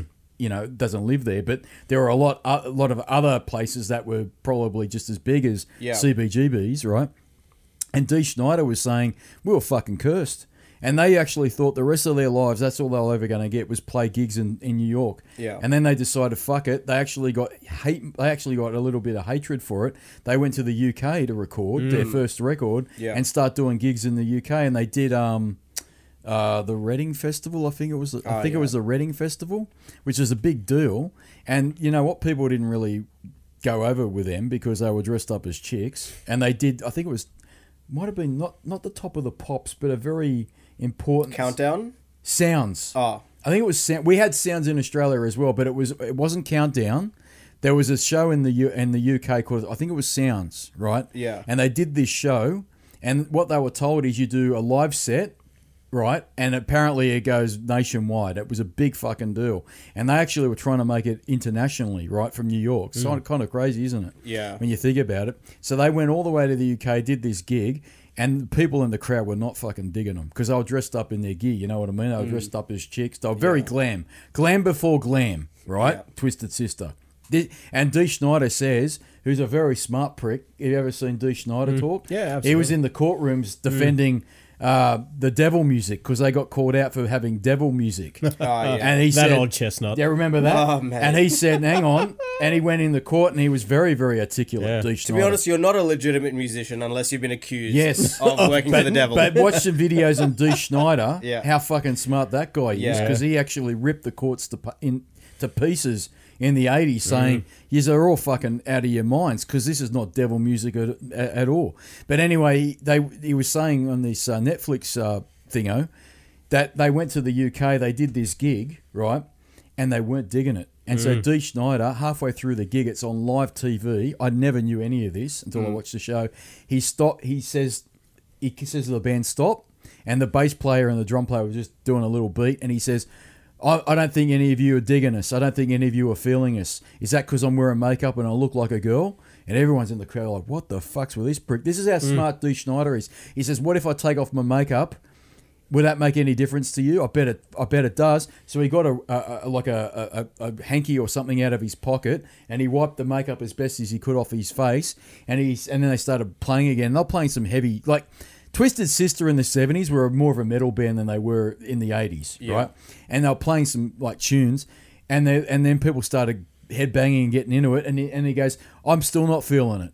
I'm still not feeling it. You haven't forgiven me for wearing makeup and shit. He goes, well, you know what? One of our best friends is Lemmy from Motorhead. What if he comes up on stage and fucking shreds with us? And so Lemmy was in the crowd. Lemmy comes up on stage and he goes, this is Twisted Sister. Yeah, I fucking love Twisted Sister, you fucks. Right? Yeah. And that was it. Everyone loved Twisted Sister at that point. Yeah. They won the fucking crowd over. And apparently this show, I think it was called Sounds. It wasn't Top of the Pops. If it is Top of the Pops, I'm fucking sorry. But they won the crowd over and they got huge. And then when they went back to the US, they were fucking big. But when they got back and started playing gigs again in their hometown, like in New York, like around the area of CBGBs, people were like, you fucks, you left us, you're our band, you fucks. Not England's band, not fucking Australia's band, not Germany's band, and they got a little bit of shit for it, and they reckon they lost a little bit of momentum in their hometown. Yeah. Right? And then when they went to LA, right, because they wanted to get into the glam scene in LA, which they'd heard about. This is before Motley Crue broke it big. Then everyone was like, oh, now you've really left us because we don't like the fucking West Coast. We're the East Coast versus West Coast. This happens so much where it's they don't give a fuck about you, right, in your hometown until you make it big somewhere, and it's like, we've loved you the whole time. Tame Impala is Silverchair is another good example of that. Tame Impala, Newcastle. Tame Impala from WA. You know, a lot of these bands, you'll notice they'll move to the UK, they'll move to the States, right? They'll make it big there, and now everyone's here is like, oh yeah, we fucking loved you the whole time. These are our bands. Well, where the fuck were you at our shows then? If you get a chance, watch this documentary. I can't remember the exact name of it, but it's on Netflix. It's Twisted Sister. You can tell. You can see Dee Snider's picture on the thumbnail. Yeah, and it's very, very interesting the shit they went through. Because as a kid, I watched them, and they kind of shocked me a bit because of their look, but everyone dug them because they were singing "We're Not Going to Take It," and that was huge, right? Do you guys hear about how they were suing? Twisted Sister was suing Clive Palmer from the. Oh, really? No, you know, the Make Australia Great. Yeah, really. No. I think he used part of that song. Oh, We're Not right. Going to Take It in his clip. He did, that's right. I remember and that. then yeah. they found out, and he obviously didn't credit them or pay any royalties. Like, more like they've gone, we don't want to be a part of your fucking party. they were like, you're fucked, mate. Well, good. Like, Yeah, I don't know what happened with that, but I remember. I'll tell you what, you wouldn't want to put one over on Dee Snider. He's the fucking smartest prick in metal. I'm telling you now, because I don't know if you've ever seen it when he went to court. And because I can't remember the exact circumstance, but they got charged with soliciting metal devil's music in the 80s. No, but he went to court. Is that a crime? No, but it was in the 80s. Yeah, right. That people hated him for it, you know. But I kind of got back into the glam music. How does that even become a court case? Like, how do you prove? What evidence do you have to say that you were soliciting music for the devil? That makes no sense. But you got to remember, back in the 80s... What happened to a country where you have the right to believe in whatever the fuck you believe in? I'll tell you what happened. This is a big deal, right? I don't think you guys can appreciate what happened. In the 80s, you started getting a lot of bands, including rap artists, that were putting... quote unquote vulgar material onto their records, right? And so the record companies, the record companies were okay with it because they just wanted to make a buck, but they didn't know how to classify it. There wasn't any real classification system. And I can't remember the name of the board or the body in the US, but they basically said you have to classify this as adult content. So they fixed the problem with an explicit lyrics sticker. Yes, exactly. That was the solution to it. And to this very day, that's why you see it on the records, because that was from the 80s. And on Spotify as well, explicit. Exactly. Like this podcast, explicit. Yeah, that's right. Yeah. But in the 80s, that was probably the first decade, honestly, where swearing and all that kind of stuff was coming out. And it was a lot of the rap artists did it, like the Beastie Boys and Run DMC and NWA, which was, late 80s and all that sort of stuff. Yeah. That was the beginning of it. And the conservatives, because, a lot of things in the US is very conservative. Oh yeah, we've been experienced. Right, that. they didn't know how to deal with it. Well, guess what? Australia's even more conservative. Right, we're probably even more left than the fucking US is. More right. No, I'd say we're going more left. Oh, ultra. We're going lefty. Yeah. Okay. In my humblest, well, I'm going to put fucking money on it. Yeah. After, when is it, May, the election? Oh, yeah, it's definitely a Labor government. It's going to be a Labor government, and all you fucks are going to be left as left. I'm telling you now. And I'm going to be the most right-wing motherfucker going around, and I don't give a fuck, you fuck. I'm telling you now. And I don't fuck, and I'm telling you now. Abort! I didn't vote for those fucking idiots handing out their fucking massive amount of fucking paper. The fucking Greens. You fucking idiots. Wow. Welcome to the show. Welcome to the show. Yeah, fun fact. Actually, I tried to get an explicit lyrics classification for an instrumental band that I played in. How is that possible? The funny thing is... Was it miming? No. Sign language? Not quite. It was... So there's this kind of... this band I played in, we're still playing, called the Blind Hot Gems. Sort of jazz-influenced fusion thing. But on one of the tracks, it was actually the last day of our recording, the last thing that we recorded, we've been stuck in the studio for like 5 days in a row, breathing everyone's fucking like exhaled air, no sunlight, going crazy listening to the same sort of stuff. And we decided to I don't think we were drunk or something like that. Someone decided to put me in a room with a guitar amp and a bullet mic feeding back and distorted, just having some vocals just as a weird sound effect on the track. And I remember I was so pissed off. I was just annoyed. I was sulking. I was fucking throwing a tantrum. You weren't being a musician, were you? Yeah, I know, right? That's I can't believe it, man. And I'm just going, and like they were just like, oh yeah, just talk about something. And I was pissed. I could see them in the control room. I was like, fuck you. Yeah. Fuck what you're doing. I fucking hate this band. Yeah. Blah, blah, blah, blah, blah. I'm so fucking pissed off. This has been crazy. They recorded it, the whole thing, and then put it as as like, just, you can barely hear it, but it's just audible on the last track. That reminds me of a track. He knows what it is. There was a band in the 80s called Soldiers of Death. Oh, fantastic. SOD, yeah. right? And they had a track on this album. Not easy listening. You know what the album's called? Speak English or Die. I'm not fucking making this up. And so one of the tracks on there is What's the Fuck That Fucking Noise? And the whole track, we'll play it later. We can't do it now. We'll play it later. It is on Spotify, by the way. Yeah, absolutely. And it goes... And someone goes, what the fuck was that fucking noise? It's like a sound of in the recording studio. Yeah, and it's like this thrash metal going... What the fuck? That's the track. Yeah, right. And it's like, Jesus Christ, that album wouldn't get released today. I'm telling you now, it's brutal. Yeah. Right? If you got an album title called Speak English or Die, do you really You're probably not going to go Do you over really well. think you're going to get released in the modern era? Yeah, probably not. Probably. So what's your favourite gigs? Because that's a really... To watch, you mean? Either, mate. Either, man. Topic of the show. Yeah, gigs. I mean, there's I've seen a lot, a lot of gigs. What comes to mind, either as a disappointment or as a highlight? Because I can give you quite a few. Yeah, I think probably one of the first gigs that I saw, I remember that I saved up my own money to and go check out was Queens of the Stone Age, and they came out on the Songs of the Deaf tour. Oh yeah, man! And what an album! Oh my what God. a fucking album! That was probably one of the first albums that I remember listening to from start to finish on repeat. Yeah, I'd be in my room on a I was a bit of a weirdo kid back in the day. Welcome to being a musician. Yeah, and I would listen to these records. I would be in my room. Well, you wouldn't be like me because I'd do that too, but I'd get the lyric sheet out. This is back when they came with lyrics, and then it'd have the power glove on, and I'd have the power glove on. All right, I don't want to know what you're doing. And I'd be following the lyrics as best as I could with the song. Yeah, because I used to love that. Now you don't get that. This is what I remember duplicating tapes. Yeah. I used to make my own cassettes where I was on the radio, as if I was a radio station host. Yeah. I'd make my own jingles as well. I would even record. Oh, we used to do stuff that. like that. We used to do that. Yeah, we used to do that. But so Queens of the Stone Age, I remember my mind was blown. This is how naive I was about going to gigs. I think I was like 14 or something like that. And I wagged school that day. Sorry, Mom. For a long time. I wagged school. I was truant. Because in my mind, I assumed everyone was as big of a Queens of the Stone Age fan as I was. So I was like, this is my first concert that I've saved up money to. I gotta fucking be there right at the front. Like there's no question about that. So I took the day off school. Though I remember they were playing at the Enmore. It was like one of my first times ever to Newtown. That's a great venue. Great venue. Great venue to see Queens because I've seen him in so many. I've seen him in fucking Philadelphia. Wow. I've seen him at a festival there. I've seen him at the Horden. A lot of places. Right. I've seen him like 7-8 times now.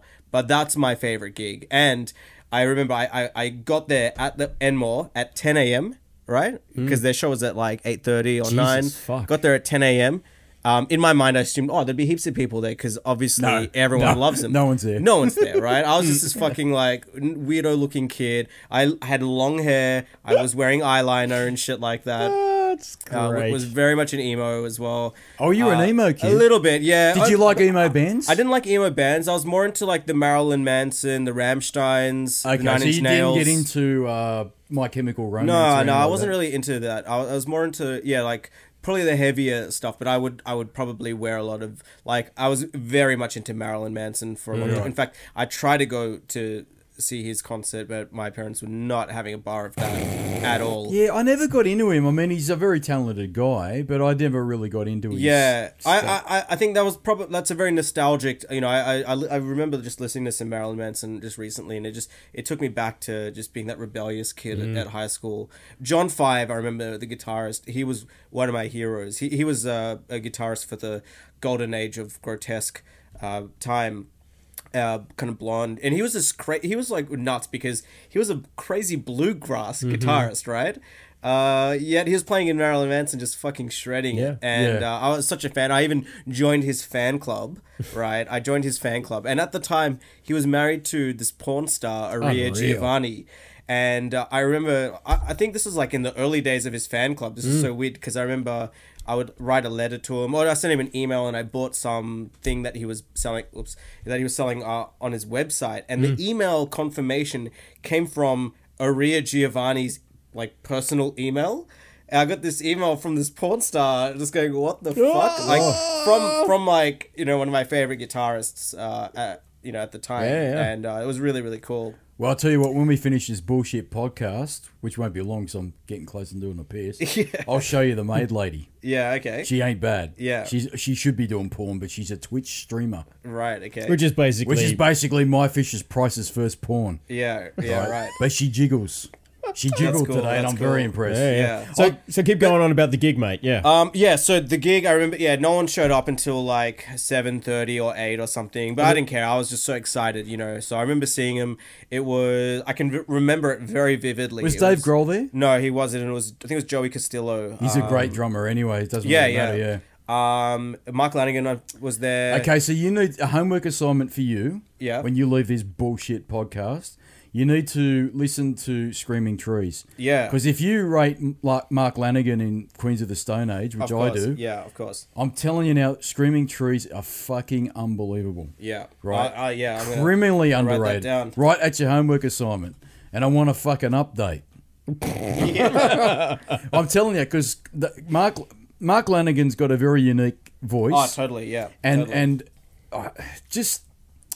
They were such a great band. Yeah. You know, and they released great albums, and they didn't overstay their welcome by releasing shit albums after their last one. Their swan song was worth going out on. Yeah. But Queens of the Stone Age is a fucking awesome band. Great. Yeah, they're a superstar band, basically, aren't they? Yeah, really. Pretty much. Yeah.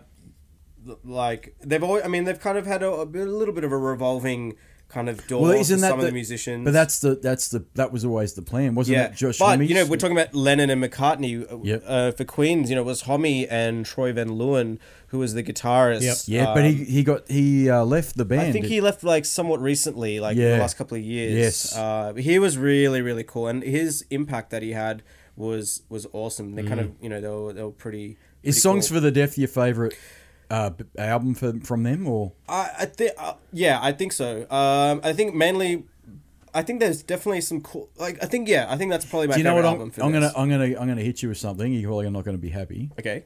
I reckon their most consistent album is Lullabies to Paralyze. That was cool, yeah. And and people didn't like it because that was the album without Dave Grohl. Yeah, and so that was a cool album. Yeah. I do like that a lot. I think Songs for the Deaf.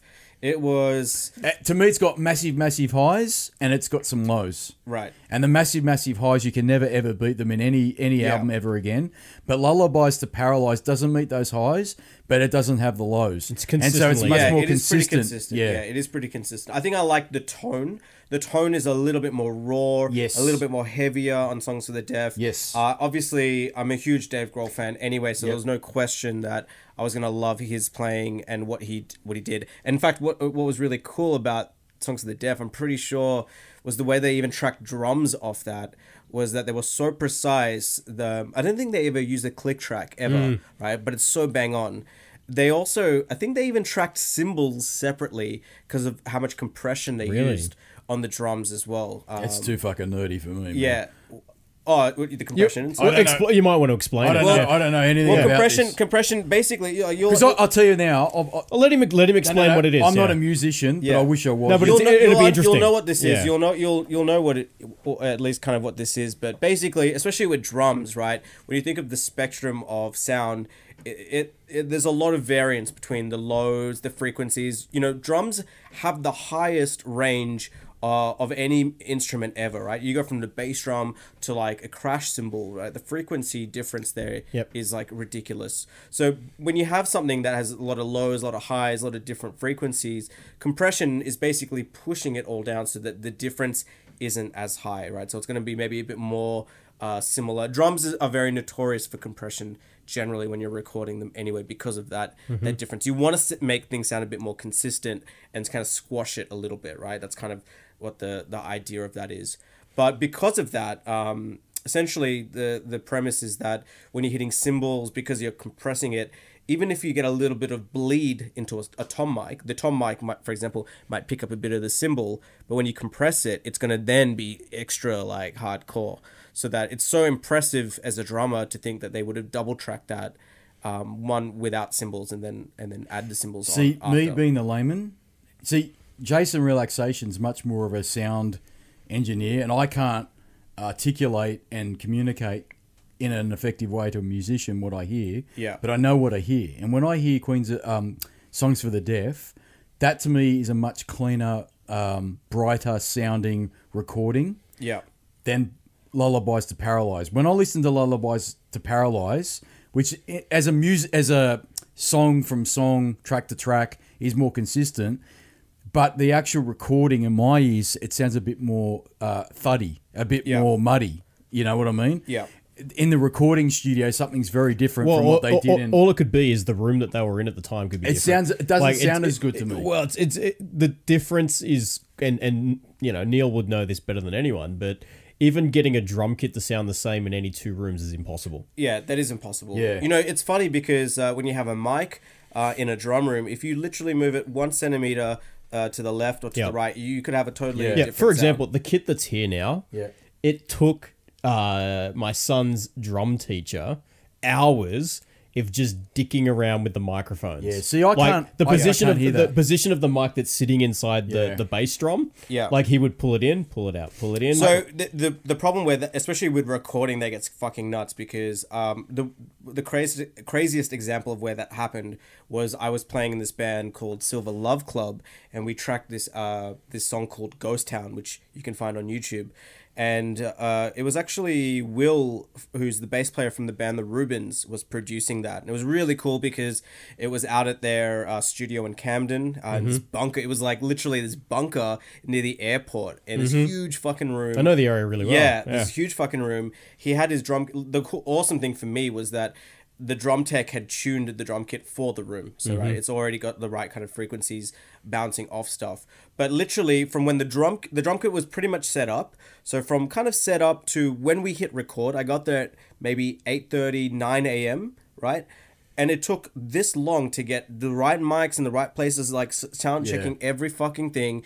We didn't even start recording for the first take until 6:30 p.m. Yeah, I can't hear that. I've actually got some industrial deafness. Yeah, that's I guarantee we all do. Yeah, too. I've 100%. That's been proven. But that's, I mean, but I can't hear those differences. Oh, you would, which really frustrates me because I'd love to be able to. But the sound, I mean, if you're a sound engineer, like you're trained to hear that, right? Like, and I mean, it's the product from. I hate to use the word product, but the song or whatever from when you record it to after mixing and mastering is completely different, right? Yeah. But if you get the recording, if you set up all of the recording stuff right, that's going to make that process a lot easier. There's less effectively to like have to fix up and master and mask and stuff, right? But that's why these guys, like Will, I remember I loved his passion for... he was really particular about, the types of mics, where it was being placed. And like, even like, it's ridiculous that just putting like a bit of tape on a drum is going to change it. Tuning, right? If you think about it, drums have like the amount of lugs. So like if you have a snare drum, you know how there's like tuning pegs around it. That's going to make a difference. The skin that you have is going to make a difference, right? How tight the top and the bottom is going to be is going to make relative a difference. to one another as well, right? So the top, if it's tighter than the bottom and the bottom is tighter than the top, it completely whacks out the It's drum. crazy, yeah. There's so much variance in that, right? And so there's a lot of time, and then the type of wood it's made from. the type of wood, like it's ridiculous, right? See, and this all I know is as an end product, I'll get an album home and I'll put it on my hi-fi. I fucking sold a car to buy my hi-fi. That's another story. Nice. And it wasn't a shitbox either. So I'll listen to a record and I'll go, I love the music. I love what they've done, but you fucking killed me with the recording process. And as an example of that, when I bought home in 2012, the Alice in Chains album, The Devil Put Dinosaurs Here, it's a fantastic album, but the recording is fucking god-awful. Yeah. And I thought it was me, and somebody had written on their fan page, love the record, but who was the sound engineer because the drums and the high notes on the drums sound muddy. Yeah. And someone had picked it up, far more articulate than I ever will be. Yeah. And I thought it was me. I thought it was like, oh, this doesn't sound good, this record. It shits me. It's like, remember the old records in the 90s and that, they called them lo-fi? Yeah. Yeah, and I know they were doing it for an effect, but on a record like that, which was that Alice in Chains record, The Devil Put the Dinosaurs Here, I thought, no, that doesn't work, man. Why is it lo-fi? What did you do? And didn't you pick it up? Like after you recorded it, didn't somebody say it sounds shit? No, they would have, and they probably did it deliberately. Yeah, but I didn't like it. But also, if you have, I mean, I don't know about. So who's responsible for that? Is that the sound engineer or the producer? Usually It's probably the producer, right? The sound engineer is usually the conduit from the producer to making it happen, right? So as someone that, like, for example, when I work with producers, so for example, one of the bands I played in, the Blind Hot Gems, we got a producer who is a drummer and someone that has played in heaps of bands. I think he played in Faker for a little while and did some gigs with the Blue Juice and stuff. And he was, I loved the songs that he has recorded and played on. I love that sound. So I said, hey, we want you to come and like analyze our songs. Basically, they're a bit of a sounding board, and we don't know how to get the sound engineer to make songs sound like the way that we want to sound like. So we put the trust in him to basically tell the sound engineer sort of what effects to use, how much compression, how much echo, how much reverb, are we tracking to tape? Are we just going to not do that? Because I wouldn't have been able to really make those decisions. I would have effectively, how I would have done it at that time is, here's a couple of songs that I really like. Can you make the drums sound like this? Whereas at the time he's in there and he knows about basically the possibilities. The sound engineer is mainly responsible for the placement, getting a clean recording, and just the kind of technicalities of it. Whereas the producer is really the person, and we put this on them where we trusted them enough to make the decisions. And it was tough at times where, even at times, I disagreed with the producer. There was one song I remember, it was our first ever song that we written years before. And as we tracked drums. It was like a 2-part song, and those drums kind of at the first half, it's a bit slow, and then it kicks into this like pretty heavy thing. And then as we were mixing, he was just like, yeah, let's just cut all the drums off for the first 2 minutes. And I was like, fuck, man, this is a song that I've written. This is one of the first songs that I've written, and you're saying telling me to cut it out. You're telling me to cut it out, right? But I rationally thought, look, I trust this guy. This is the reason why I got him into doing this. You know, you can get you have a lot of personal feelings sometimes, and you don't think about what's best for the band or what's best for the music, right? You need someone that is a little bit out of that circle to almost make someone that's respected enough for you to make those decisions, right? So he was like, all right, we're going to cut the drums, and I was pretty upset about that, but I said, okay, I trust him, let's go with it, let's see what happens. Years later, you know, I can proudly look at that going, fuck, that was the best decision ever. You know, at the time I disagreed and I was too emotionally involved in it, but we placed that responsibility on him to make that. And so for stuff like that where effectively they would have like everything is deliberate, right? Nothing would have been missed where not at that level with drums being too muddy. Like it would have been purpose. You're not talking about some amateur kids that are recording. No, but I'd be you know what, if I've said this before, in the next life I'm coming back as a hot chick. Yeah, I'm going to either do one or two things. I'm going to get on the webcams like on Chatterbait and show my bits to everybody, or I'm going to be a groupie. And if I'm a groupie, I'm going to be sitting on that leather couch and I'm going to go, "It sounds shit, honey." Yeah. You know, when they sit there, they don't know what the fuck they're talking about. Yeah. And you'd be like, "Hey, babe, how's it sound?" "It doesn't sound good. It sounds muddy." I'd be that fuck. Yeah. You know what I mean? Yeah. But I asked you upstairs, changing the subject a little bit. I want to get back to gigs. What did you watch the Motley Crue movie on Netflix? Yeah. And we started the conversation upstairs, but we didn't finish it. Yeah. What's your thinking on it? Oh no, the intergalactic aliens have come back. Oh, shit. We've lost. Are we recording still? We're definitely still. And recording. how long are we recording this bullshit? I think the light bulb's playing up. Oh fuck! How long are we recording this bullshit? Woo, spooky. Right. Apologies for the folks at home that have epilepsy. That's all right. I'll cut that shit out. Yeah. What have you been on? We're 1 hour 37, but we're minus 10 ish. Okay. So, what's your thoughts on the Motley Crue? I just saw it literally a week ago, so it's still pretty fresh. Little Hollywood for my liking, I'll be honest. Yeah, now, Super Simon was telling me that they actually produced that themselves. Yeah, I did see that. Yeah, so they cut out the bits they don't want the people to see. And it was very glossy. Very glossy. I did a bit of research, I guess, after that because I you and I are fucking nerds, man. Because I did the same. Yeah, did a bit of research because I wanted to know how accurate that was as well. And it's not very accurate at all. No, not at all. No, not at all. And I think it's very Hollywood.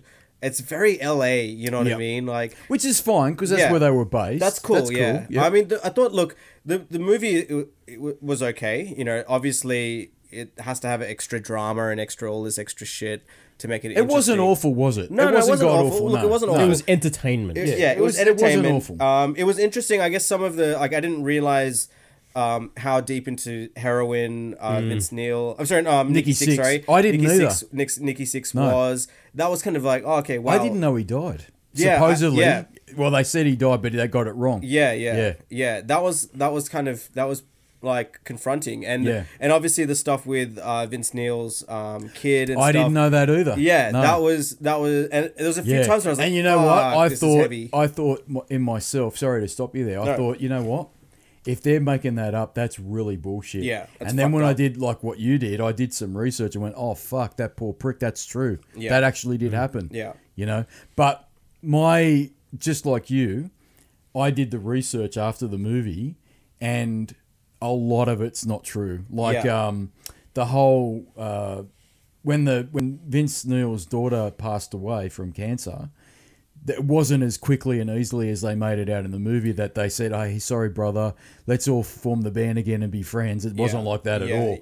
You know, it was a little bit more difficult. Yeah. And what I struggled with in the movie, even before I did my research, was the idea that Mick Mars was as innocent as they portrayed him out to be. Yeah. Because you know how they made him out to be an old man, which he was older than them. Yeah. But they made him out to be an innocent. Feel sorry for me, cripple. Mate, he was fucking boozing and partying as good as any of them. You know, like That's my big issue with it. Yeah, exactly. Yeah, but look. On the other hand,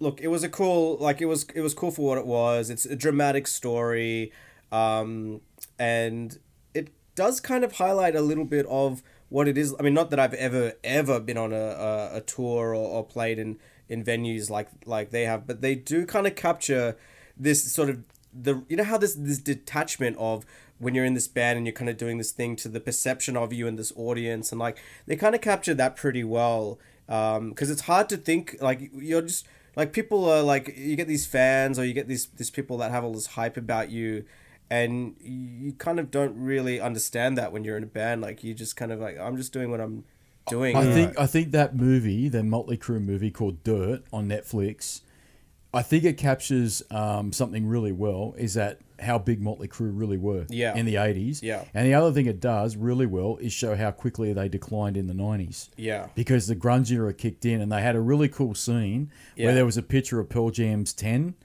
right at the end of the movie, plastered on a wall somewhere in LA. Yeah. And they were down and out Motley Crue at that point. Like they knew they were fucked. Well, they kind of glossed over that, right? It was just like this whole story, and then it was like, oh yeah, then they stayed together for 20 years. And it was like, all right, like fair enough. Like you focus on a couple of years, and then they stayed together for 20 years. Yep. That was just one sentence on the screen. But they never got the heights that they had in the 80s. Of course, yeah. And that was, I thought that was clever that they showed a picture of Pearl Jam's 10, the album cover on the wall there that in was LA. the next wave, mate. And that was that's what killed them. But I've got a little thing for you, right? A lot of people that say this, and I agree with it, is it's not so much what the fans want, the people want, that kills a particular movement like glam or whatever it is. It's what record companies do. So, for example, in the 80s, the glam scene, the glam hair metal, whatever you want to call it, I intermingle it. I think it's one and the same, but that's me. I'm a layman, right? Yep. But that movement was very big in the 80s. And then in the 90s, or actually the very late 80s, to be fair, with Guns N' Roses with Appetite of Destruction, released in 1987, that was the beginning of the grunge or slash alternative movement, right? And that killed the glam hair metal movement. But that wasn't so much what fans wanted in terms of change. It was what the record companies wanted, because they could see that that was the new thing that would sell more records. So it's not what fans do in terms of changing movement, music movements. It's what the record companies do. Yeah, right? and that's the thing that a lot of people forget. You know, we're talking about just before about how bands kind of changed their style and like evolve like that. Back then, the record companies had everyone by the fucking balls. You know, as they even discussed in The Dirt. Well, they still a lot of do, bands really. don't even own the rights to their their music. Right? They still do, because I was watching a podcast where actually it was the Rogan podcast where Steven Tyler was on there, and he was saying that the record companies still have artists by the balls, because even if you get a decent record deal, right, the record companies will suddenly say, all right, well, we'll give you a bigger percentage of your record sales, but we're going to get all the merch sales. So every time you go to a gig and you buy an Aerosmith t-shirt or whatever it is, it's not going to the band, it's going to the fucking record company. I think it is a little bit different now. I mean, maybe not for Aerosmith because they've kind of been around for so long. They were before the era of digital as well. Yeah. Digital's changed everything. But now, you know, at least in the circle that I am a part of and the bands that I kind of know, I mean, people maybe are signed to labels, usually independent labels that are really there for touring, not so much involved with, they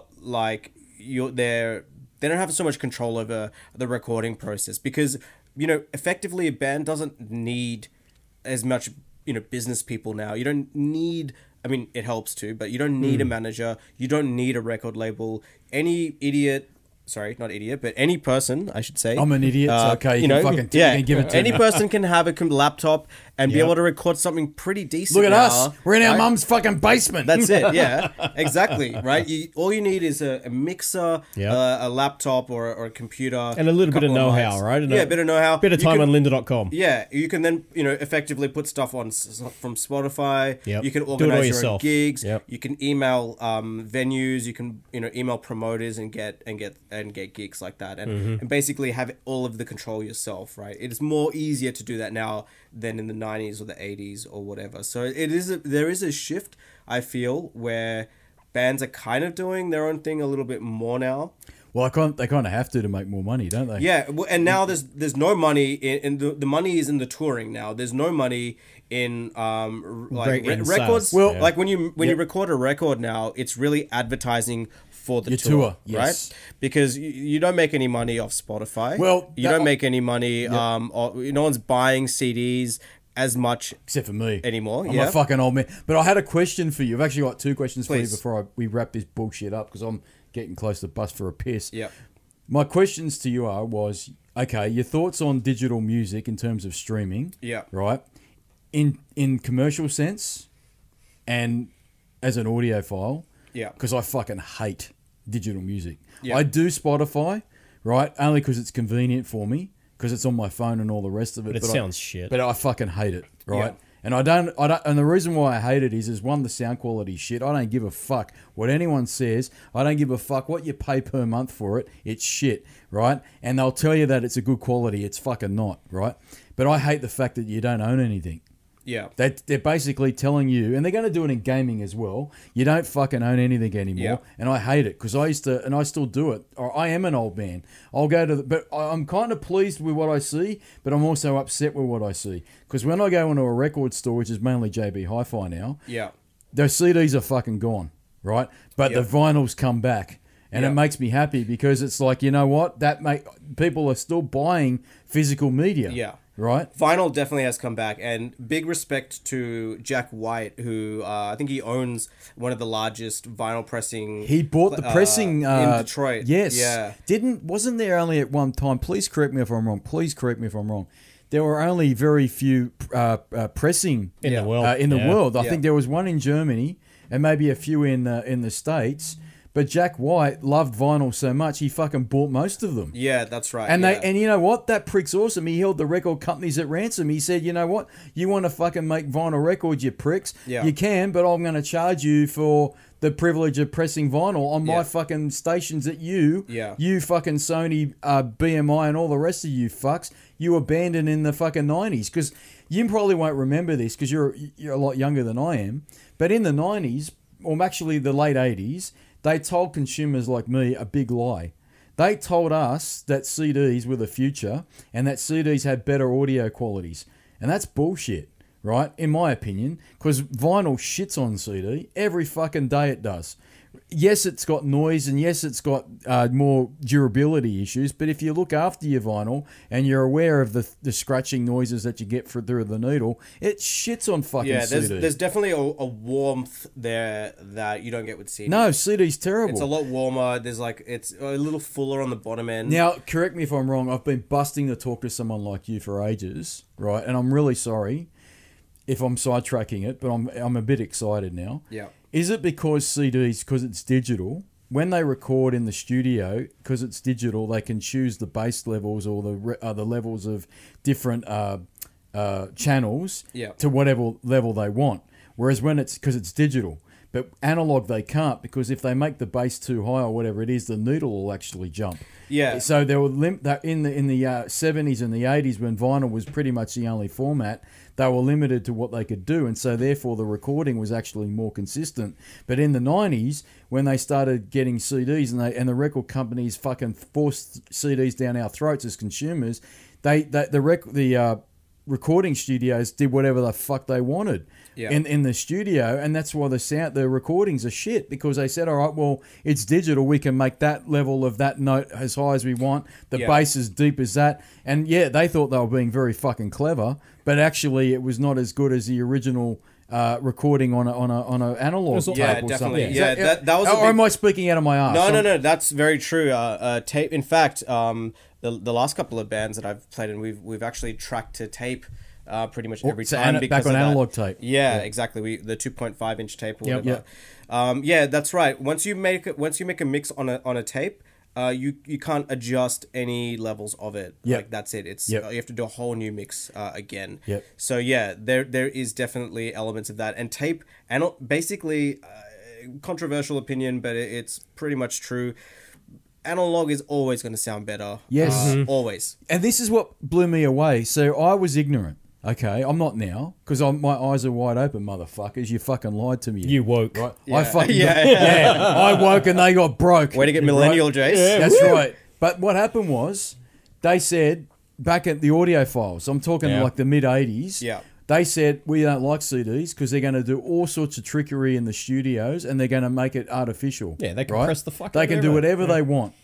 And with analog, you're limited. You can't do that. That's the original. Yeah. That's as close as you're going to get. It's what the artist wants you to hear. That's right. That's what the artist wanted you to hear. And that's as close as you're going to get to standing in the recording studio. But the funny thing, it gets more complicated than that, because right down to the buckets you put on your head, everything changes, right? I know, So but if you're talking about putting beats on your head, then they're designed for a way that's highly compressed. beats are shit. Whereas if you go to the headphones. Sennheisers, which is what I'm a big fan of, Sennheiser's they're awesome. designed to sound as close to the original. You know recording what? as I was possible. eyeing off a couple of Sennheiser earbuds for the phone. Yeah. They're $500. They get the buckets, man. Yeah. Yeah, I've got buckets, but when I'm at the gym, the buckets aren't really cool. You want to get like little things. Yeah, but you can buy Sennheiser earbuds. So and I've got Shure earbuds.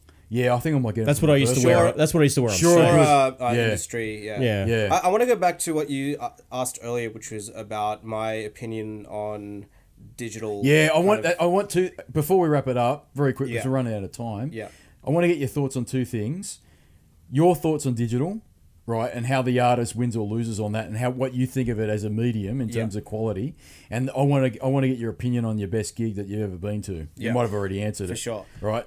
So I think I'm going to probably sound like a bit of a politician here talking about this. If you're one of those in and out papers, you're fucked because I'll get angry, man. I can't help it. Make Australia great. Yeah, fuck off.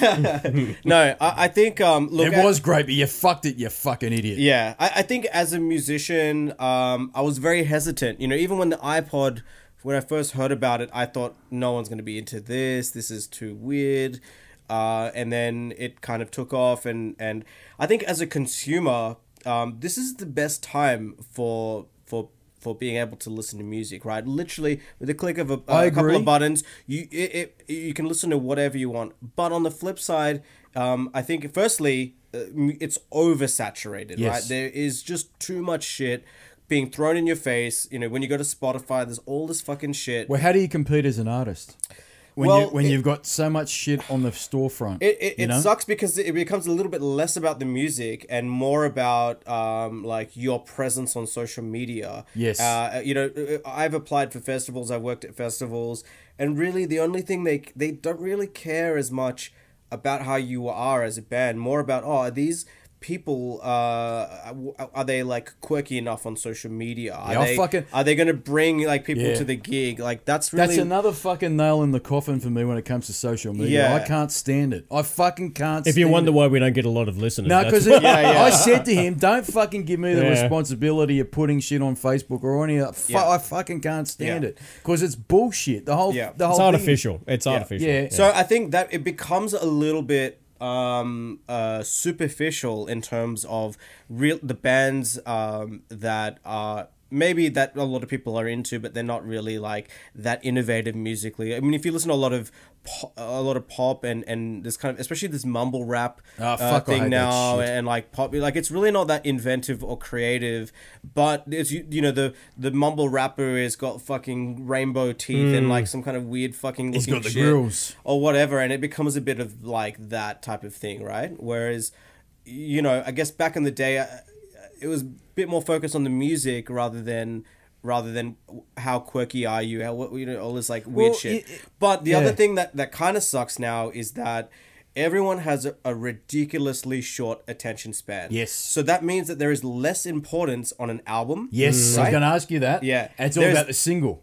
It's all about the singles because people, it's like, okay, cool. Like they listen to the shit out of a single. They'll fucking play it 50 times on repeat. Then now it's on to the next thing that they can just play the shit out of. So the question I got for you is, right, just hold that thought for 2 seconds. Of course. An album like Dark Side of the Moon by Pink Floyd, if it was released today, would flop.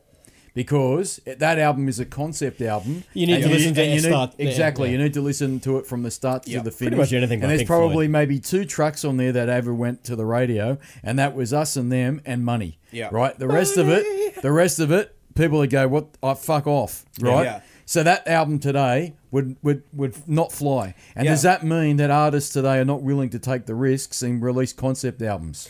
I think it's less common. It's about the short-term thing. What is the hook that I can get people into, and then feed them more singles and EPs, and it's it's a very short-minded thing now. You know, it's about people are thinking in the next couple of months rather than the next year. Well, that's planning. that's why because that's how quick it can change for a band. Yeah, that's why I remember when I was a kid, you know, and Dad would say, "Oh, all this shit you're listening to now, who will remember that in 20 years?" You know, like the Beatles, everyone will remember the Beatles in the next 50, 60 years. Well, and true. it was kind of true, right?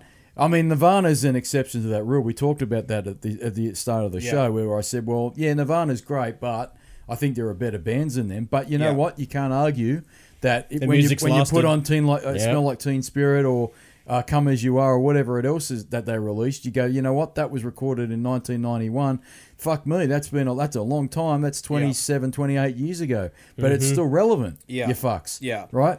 And so now when I listen to I couldn't even tell you now, I fucking couldn't tell you a single brand new band that's out there now that's in the top 40 or whatever it is. And when I was a kid, I watched Countdown fucking religiously, 6 o'clock every Sunday night. And Rage every morning, right? But Countdown, I'd watch it Sunday night because I'd watch the top 5 or top 10 in each, like UK, Australia, and the US. And I knew every fucking band and I knew every singer, right? Yeah. And I watch Rage, same thing. Now I watch Rage, I'm like, what the fuck's this shit? You know, and I know I'm an old man, and I know that I'm the exception to the rule when I go into JB Hi-Fi and I go, I want to buy an album, you fuck. Yeah. You know, and I go into the CD section because I don't necessarily want to buy it on vinyl or I can't find the vinyl. You know, I'd always buy vinyl over CD. But I'm the exception to the rule. Yeah. You know? And that's unfortunate, you know.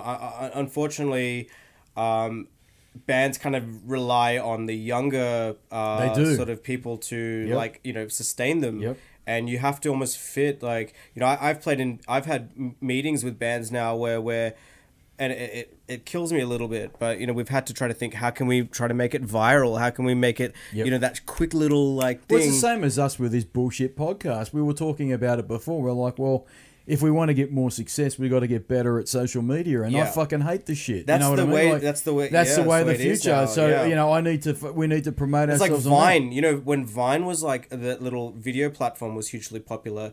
The videos. This is how short attention span everyone was. It was 6 seconds. There were only 6-second videos, and all of these people made it viral and shit through there. And that's the kind of medium that effectively as a band, your fans or the potential fans are going to be which using. Is sad, man, because the Snapchats, the Instagrams, you know, the stories, all of that sort of shit. I mean, it's instant gratification. It's sad because I mean, I can see it. I can see it turning a corner a little bit because I can see a lot of young kids that are in bands now. They're going through their parents' record collection or CD collection, and they're picking up albums like Alice in Chains albums, and they're picking up Nirvana albums, and they're inspired by that. You're just speaking about my son, really. No, it's not just your kids. It's a lot of kids are like that, right? And they're like, this is because you know what they're saying. What they play on the mainstream radio stations is shit. It is shit. They've got no fucking talent. The majority of it is actually not real instruments. No, it's shit. It's done in. You'll be very surprised. I worked at a festival recently that had a lot of bands that were playing there, and this was actually probably one of the better festivals. But the first half was pretty much one instrument, like a guitar or whatever, and then a laptop. Kill me. And like that was pretty much it, right? Kill me. That's over. And then luckily, I'm very happy to state that this festival, the headlining bands were all bands, and they were like pretty much kind of rock indie type of stuff. But it is very common now to be at a festival and to see a lot of the bands playing with a laptop or a SPD or a sampler pad, and like a vocalist or one instrument. You know, I'm not against technology in music. No, I'm kind of a fan of the. Well, I know you are with your drum triggers and stuff like that. I'll throw a genre at you like industrial metal. Yeah, I've talked about them many times. I've talked about Stabbing Westward. We talked about 9 Inch Nails. Yep. Industrial metal, they relied on technology for some of their sound. Tool, right? classic example. Tool's another example, right? But you know what's really sad is that when we talk about festivals, and I really want to get to the last dying question I've got for Nick and Neel, and that is that the festivals are basically dead now because they cancelled. And I'm talking the ones that I'm into. You know what? I reckon there's a whole topic we could go on. I don't think so. I think the festival thing, it's still big. There's obviously a lot of controversy right now with especially the New South Wales government and festivals. but it's become less about the music and more about being seen and like the posts on Instagram and that sort of shit. It's troubling now that more people I think are interested in, oh, I'm going to this festival, I'm going to take some drugs, and just get fucked up and then be able to post on Instagram. I'll tell you something. My old man, he had a fucking cracking idea, and I actually think it's a great idea, right? He said they should have festivals, but you know what? They should legalise drugs, and you know what they do? They have a fucking stall there, and they say, here's all your drugs, and they police it. So so 9 times out of 10, they know what kids are on, so they're ready for it. Rather than saying, you know what? Could you I agree with legalization. I couldn't believe the old man said it, but he fucking did. He said, you know what? Because they're going to take it anyway, but you don't know what they've taken, and so when they fucking collapse, they don't know what they're on. But if they know they can go get drugs and get high at the fucking festival, they'll just take what's ever offered at the festival. Why is that a big deal? It's not a big fucking. I'm telling deal. you now, legalization but I go back to my is the way point, forward. and I want to finish this up because I'm getting busting for a piss, and that is that in my day you had things like the Big Day Out, and then you got Soundwave, right? And I'll tell you some of the highlights I saw at these festivals. I did see Nirvana. I saw fucking Screaming Trees. Pearl Jam many times. Pearl Jam many times, but not at a festival. At an entertainment centre, I saw them. I did see Metallica, and I saw them at the entertainment centre, and I didn't like them because the entertainment centre is shit. The old one, and they knocked it down. Good, fuck off. The acoustics were shit in it, and I won't fucking shed a tear for it. Fucking go fuck itself. There's a fucking shit. And I saw at Soundwave bands I never thought I'd ever see ever again, but they did come out. Filter. I saw Filter. Amazing. How good were they? I saw Jane's Addiction. Cool. The original lineup with Jane's Addiction. They came out. They fucking hate amazing. each other, but that's they hated each other, and it was a bit weird on stage, but it was a fucking awesome gig, right?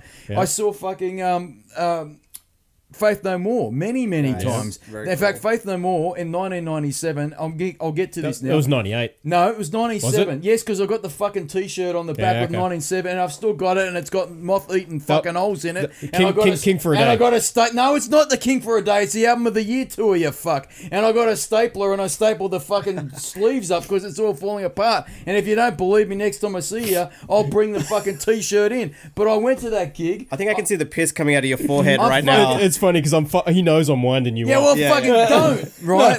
And that was the greatest gig I ever went to, right? Because I actually remember saying, Pedro came with me to that gig, and I said, listen, this will be the last time we ever see him. And about 10 of us went in to see them. This was at the Horden, and this was the Album of the Year tour, right?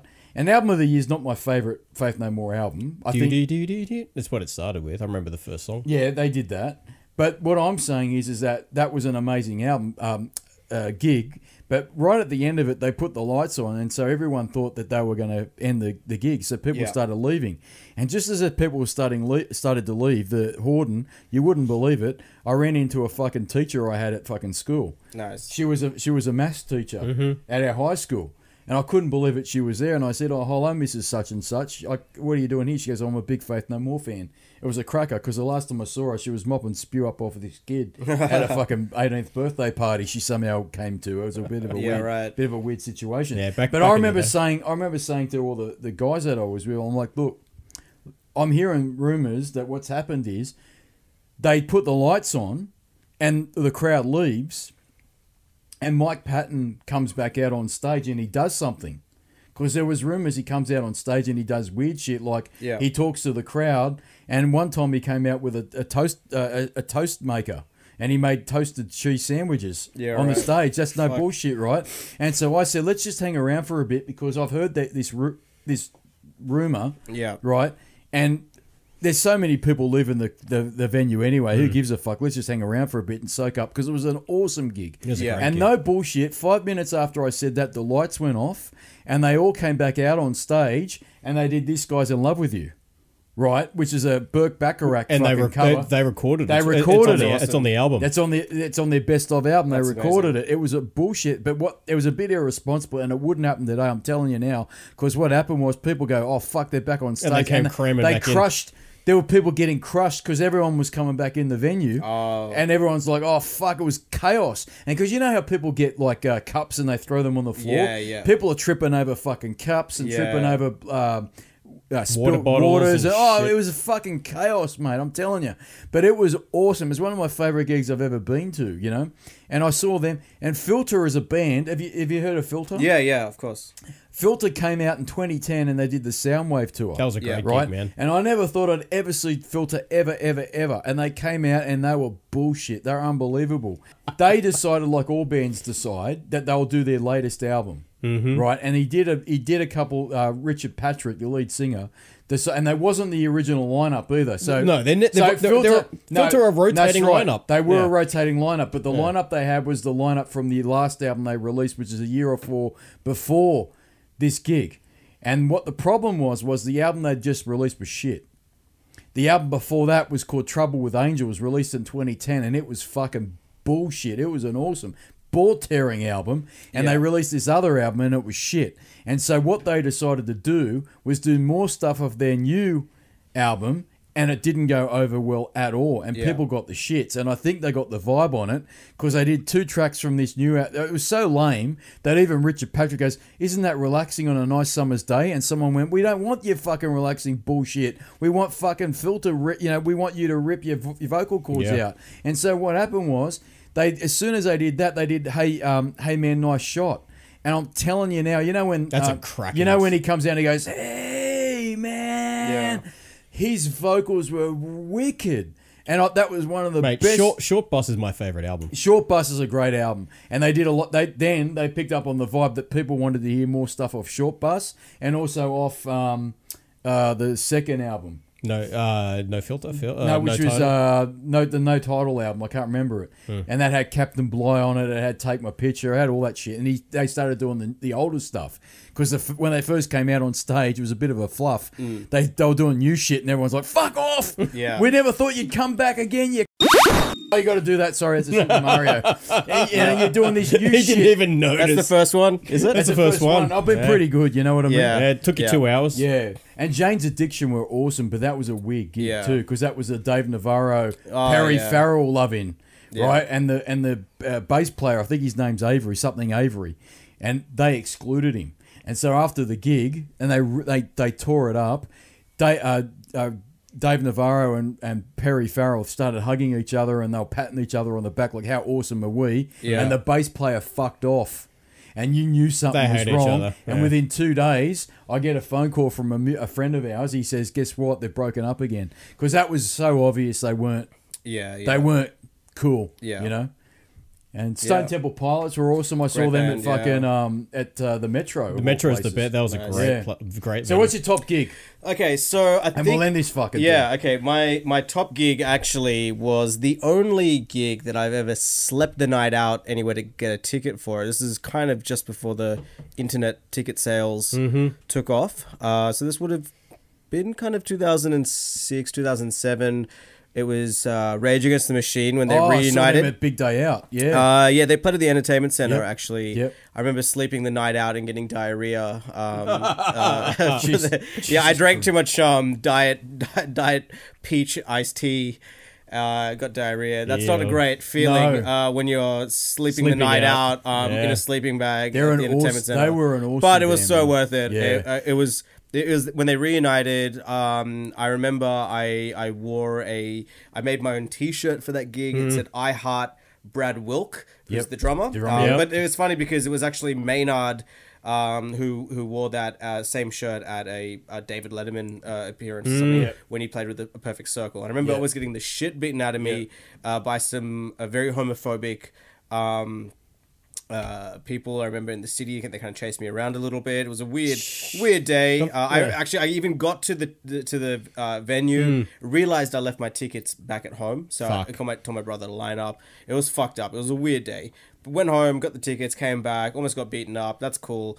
Best day of my life seeing Rage Against the Machine. They're one of my all-time favorite bands. I saw them, and it was amazing. We saw a big day. I saw them. It was the. Might have been that same. That would have been in. No, this 90s. This was 1996. Yeah, this is how old I am, right? And it was the Evil Empire tour. Oh, and great. they came out. Yeah. They came out. They just fucking. What's his name? De La Rocha. What's his name? Zach De La Rocha. He came out on stage, running on stage to do People of the Sun. Yeah. Oh fuck! It was awesome. And I love Rage Against the Machine. Yeah. But have you heard Prophets of Rage? Yeah, yeah. So that's the new kind of with the hip hop bit to it. Yeah. You know. So that was definitely a definitely one of the biggest highlights. I remember they were, especially at that time, one of my biggest favorite bands. They just delivered it to a perfection. Yeah, they were awesome. Rage Against the Machine. There's actually a really cool Triple J like a version. Michael McGlynn, who is the producer and owner of Vienna People Studios, which I work out of sometimes. He played on it just recently with a whole bunch of other awesome musicians. So check it out if anyone's listening. All right, so while we're at it, we almost finished this bullshit podcast because I'm fucking buzzing for a piss. I'll make it for a piss. Are you? Yeah. Okay, before you go, where can we find you? But I want to ask you one last question. Nuke and Neel? Yes. What was your worst gig you ever went to? Oh, probably one. What was the one that just you went, oh, what the fuck is this shit? Morrissey was up there. No, well, okay. I'm just going to say about Morrissey. No, it wasn't. It was disappointing only because Preach. There was no. It wasn't my worst. I'll tell you my worst gig Live. ever. Yes. You fuck. Now let me finish off the Morrissey one. Morrissey was awesome. This is 2012. The problem with Morrissey, whenever I see him, I want to see the Smiths. Right? I love the Smiths. Yeah. Right? And I like Morrissey. You want to go home depressed. I want to go home depressed. Yeah, right? yeah. And Morrissey was a little bit preachy. He certainly was when he put up images of cows when he did Meter's Murder from the Smiths and there were cattle being herded into an abattoir. Jesus. This is at the Enmore. Nuke and Neel. Holy fuck, the place went red. I'm not kidding you. He put up images of cows getting slaughtered from Meter's Murder, which is a Smith song, right? Yeah. Off the album Meter's Murder. And cows are this is images of cows being herded into a pen. They were being butchered and the red floodlights went on. The whole Enmore went red and everyone went, what the fuck? But that wasn't disappointing. The disappointing gig was fucking live in 1997 for the Secret Samadhi tour. And the fucking whole gig, Ed Kowalski or whatever his name is, just started preaching about we all need to love each other and we all need to fucking get in touch with the universe. And I'm like, I don't need to get in touch with the universe, you fuck. I paid $100 tickets for this bullshit gig you're doing, you fuck. I didn't like live after that. They were fucking dead to me. You know what I mean? I just thought of another gig that was a bit... one of the best gigs I ever had, and I'm going to shut up now, was fucking Massive Attack. Oh, yeah. Massive Attack in 2010 at the Opera House. It was an open arena, and they had all these images, like holographic images on this screen near the Opera House, at the foothills of the Opera House. Yeah. It was a fucking amazing tour. And they did a lot of stuff from Blue Lines, which is a classic album. You heard of Blue Lines? No. Oh, fuck, you got some homework to do, Nuke and Neel. I want you got some homework. I do, So what's your homework? Have you written on that bullshit? Screaming Trees. Screaming Trees. Screaming Trees. Massive Attack, Blue Lines. Blue Lines. And I'll give you some more homework when we're finished with this bullshit podcast. All right. Now, Blue Lines is a fucking classic album by Massive Attack, right? And that gig was probably one of the most surprising gigs I've ever had. So what was your disappointment one? I'd probably say, I forget if it was Big Day Out or Soundwave. I think it was Soundwave. Marilyn Manson, his set... He's hot and cold from what I've heard. Yeah. He did not give a fuck at all. I heard he's hot and cold. He ended his set like 20 minutes. I mean, the Soundwave sets aren't that long anyway, maybe 40 minutes. He ended it 20 minutes early. He just disappeared, didn't come back. He was just not interested at all. I heard he's... And, obviously, like I was saying earlier, I was such a huge Marilyn Manson fan as a Compound kid, the disappointment. and just like just to see him like not care at all about anyone. I heard he's a bit weird shit. like that, and unfortunately, I heard back in the day too. Alice in Chains with Lane Staley when he was really in the heroin, he was hot and cold too. Yeah. And apparently, a lot of people that did see him, that I know, that did see Alice in Chains with Lane Staley back in the day, said they weren't great because they were too off on the drugs. But I have seen them since with the new lead singer William Dafoe, William whatever it is. Yeah. They're not bad. But I'll tell you who is William good. Dafoe. No, it's not William Dafoe. He's the actor, but it's Willem. It's Willem something. Yeah, it's gonna shit me now. But his internet's so fucked. If we Google it, we'll be 100 years old by the time the result comes up. Yeah. But a band that is very good live was Incubus. Oh yeah. Incubus were excellent. They're cool. Yeah, Brandon Boyd has got excellent vocals, and that prick's underrated too. I think for vocals. Yeah, he's fantastic, Brandon Boyd, for vocals. I'm fucking spent. That's done. Let's call it. Spent? Right. I'm done. Are you spent, Nuke and Neel? Man, I've spent all of my money. Where can we find you? Do you want to plug anything? Yes. You can find me on Instagram. My handle is at No Neels, like the No Homers Club. So it is at NONEELS. I've actually got a great week of gigs coming up. So next week, I am playing a EP launch at Lazy Bones with a great band called Dinosaurus Rex. Not like Dinosaur Jr. They were fucking awesome. Not like them. Have you heard Dinosaur I have, Jr.? yeah. Slightly different vibe. They're fucking awesome. And also, we've got a great gig coming up on Friday at Hideaway Bar. This is to support Fangs, and the band I'm playing with is X Cassette. So that is next week. Otherwise, you can find me also playing with Dan Romeo and Liam Gale and the Ponytails. I'm spent. You spent, you can Neel? I'm spent. Jason, Relaxation, you spent? I'm spent. We're done. You can Neel, thank you very much for being part of this. Jason, Relaxation, thank you for being part of it. Thanks for having me, guys. And please come again. Oh, mate, I will. That's not a racial slur. Yeah. Yeah. Oh, yeah. The quickie, Mutt. Yeah, I didn't fucking say anything about it. Well, Apu is gone now, right? Yes, he did. Yeah. We didn't even talk about that. Yeah, I was going to ask you about that, but no, we'll come back to it another time, maybe. Oh, fuck. All right, we'll have to come back to it. Yeah. Part 2. I need to piss. I need to piss badly. Desperate. Thank you for being part of it. Thanks, guys. Neel. It's been awesome. Thank you, Jason Relaxation. I've been Retro Dan as always. This has been Invert the Y. I'm sorry I ranted about gigs from the 90s and the 80s. I can't help it. I've been doing this shit since then. The 80s and the 90s is a rabbit hole I can't get out of. It's something I've got to improve on like everything else in my bullshit life. Like the fucking stinky cat that's going to piss and shit on me because I left him all alone and I didn't let him out of the house now. And he's going to give me a look like you're a fucking prick. And I am. Interdimensional aliens. And there's been interdimensional aliens. Invert the Y, episode 12.1.59er. Until next time, you can roll it, you fucking monkeys.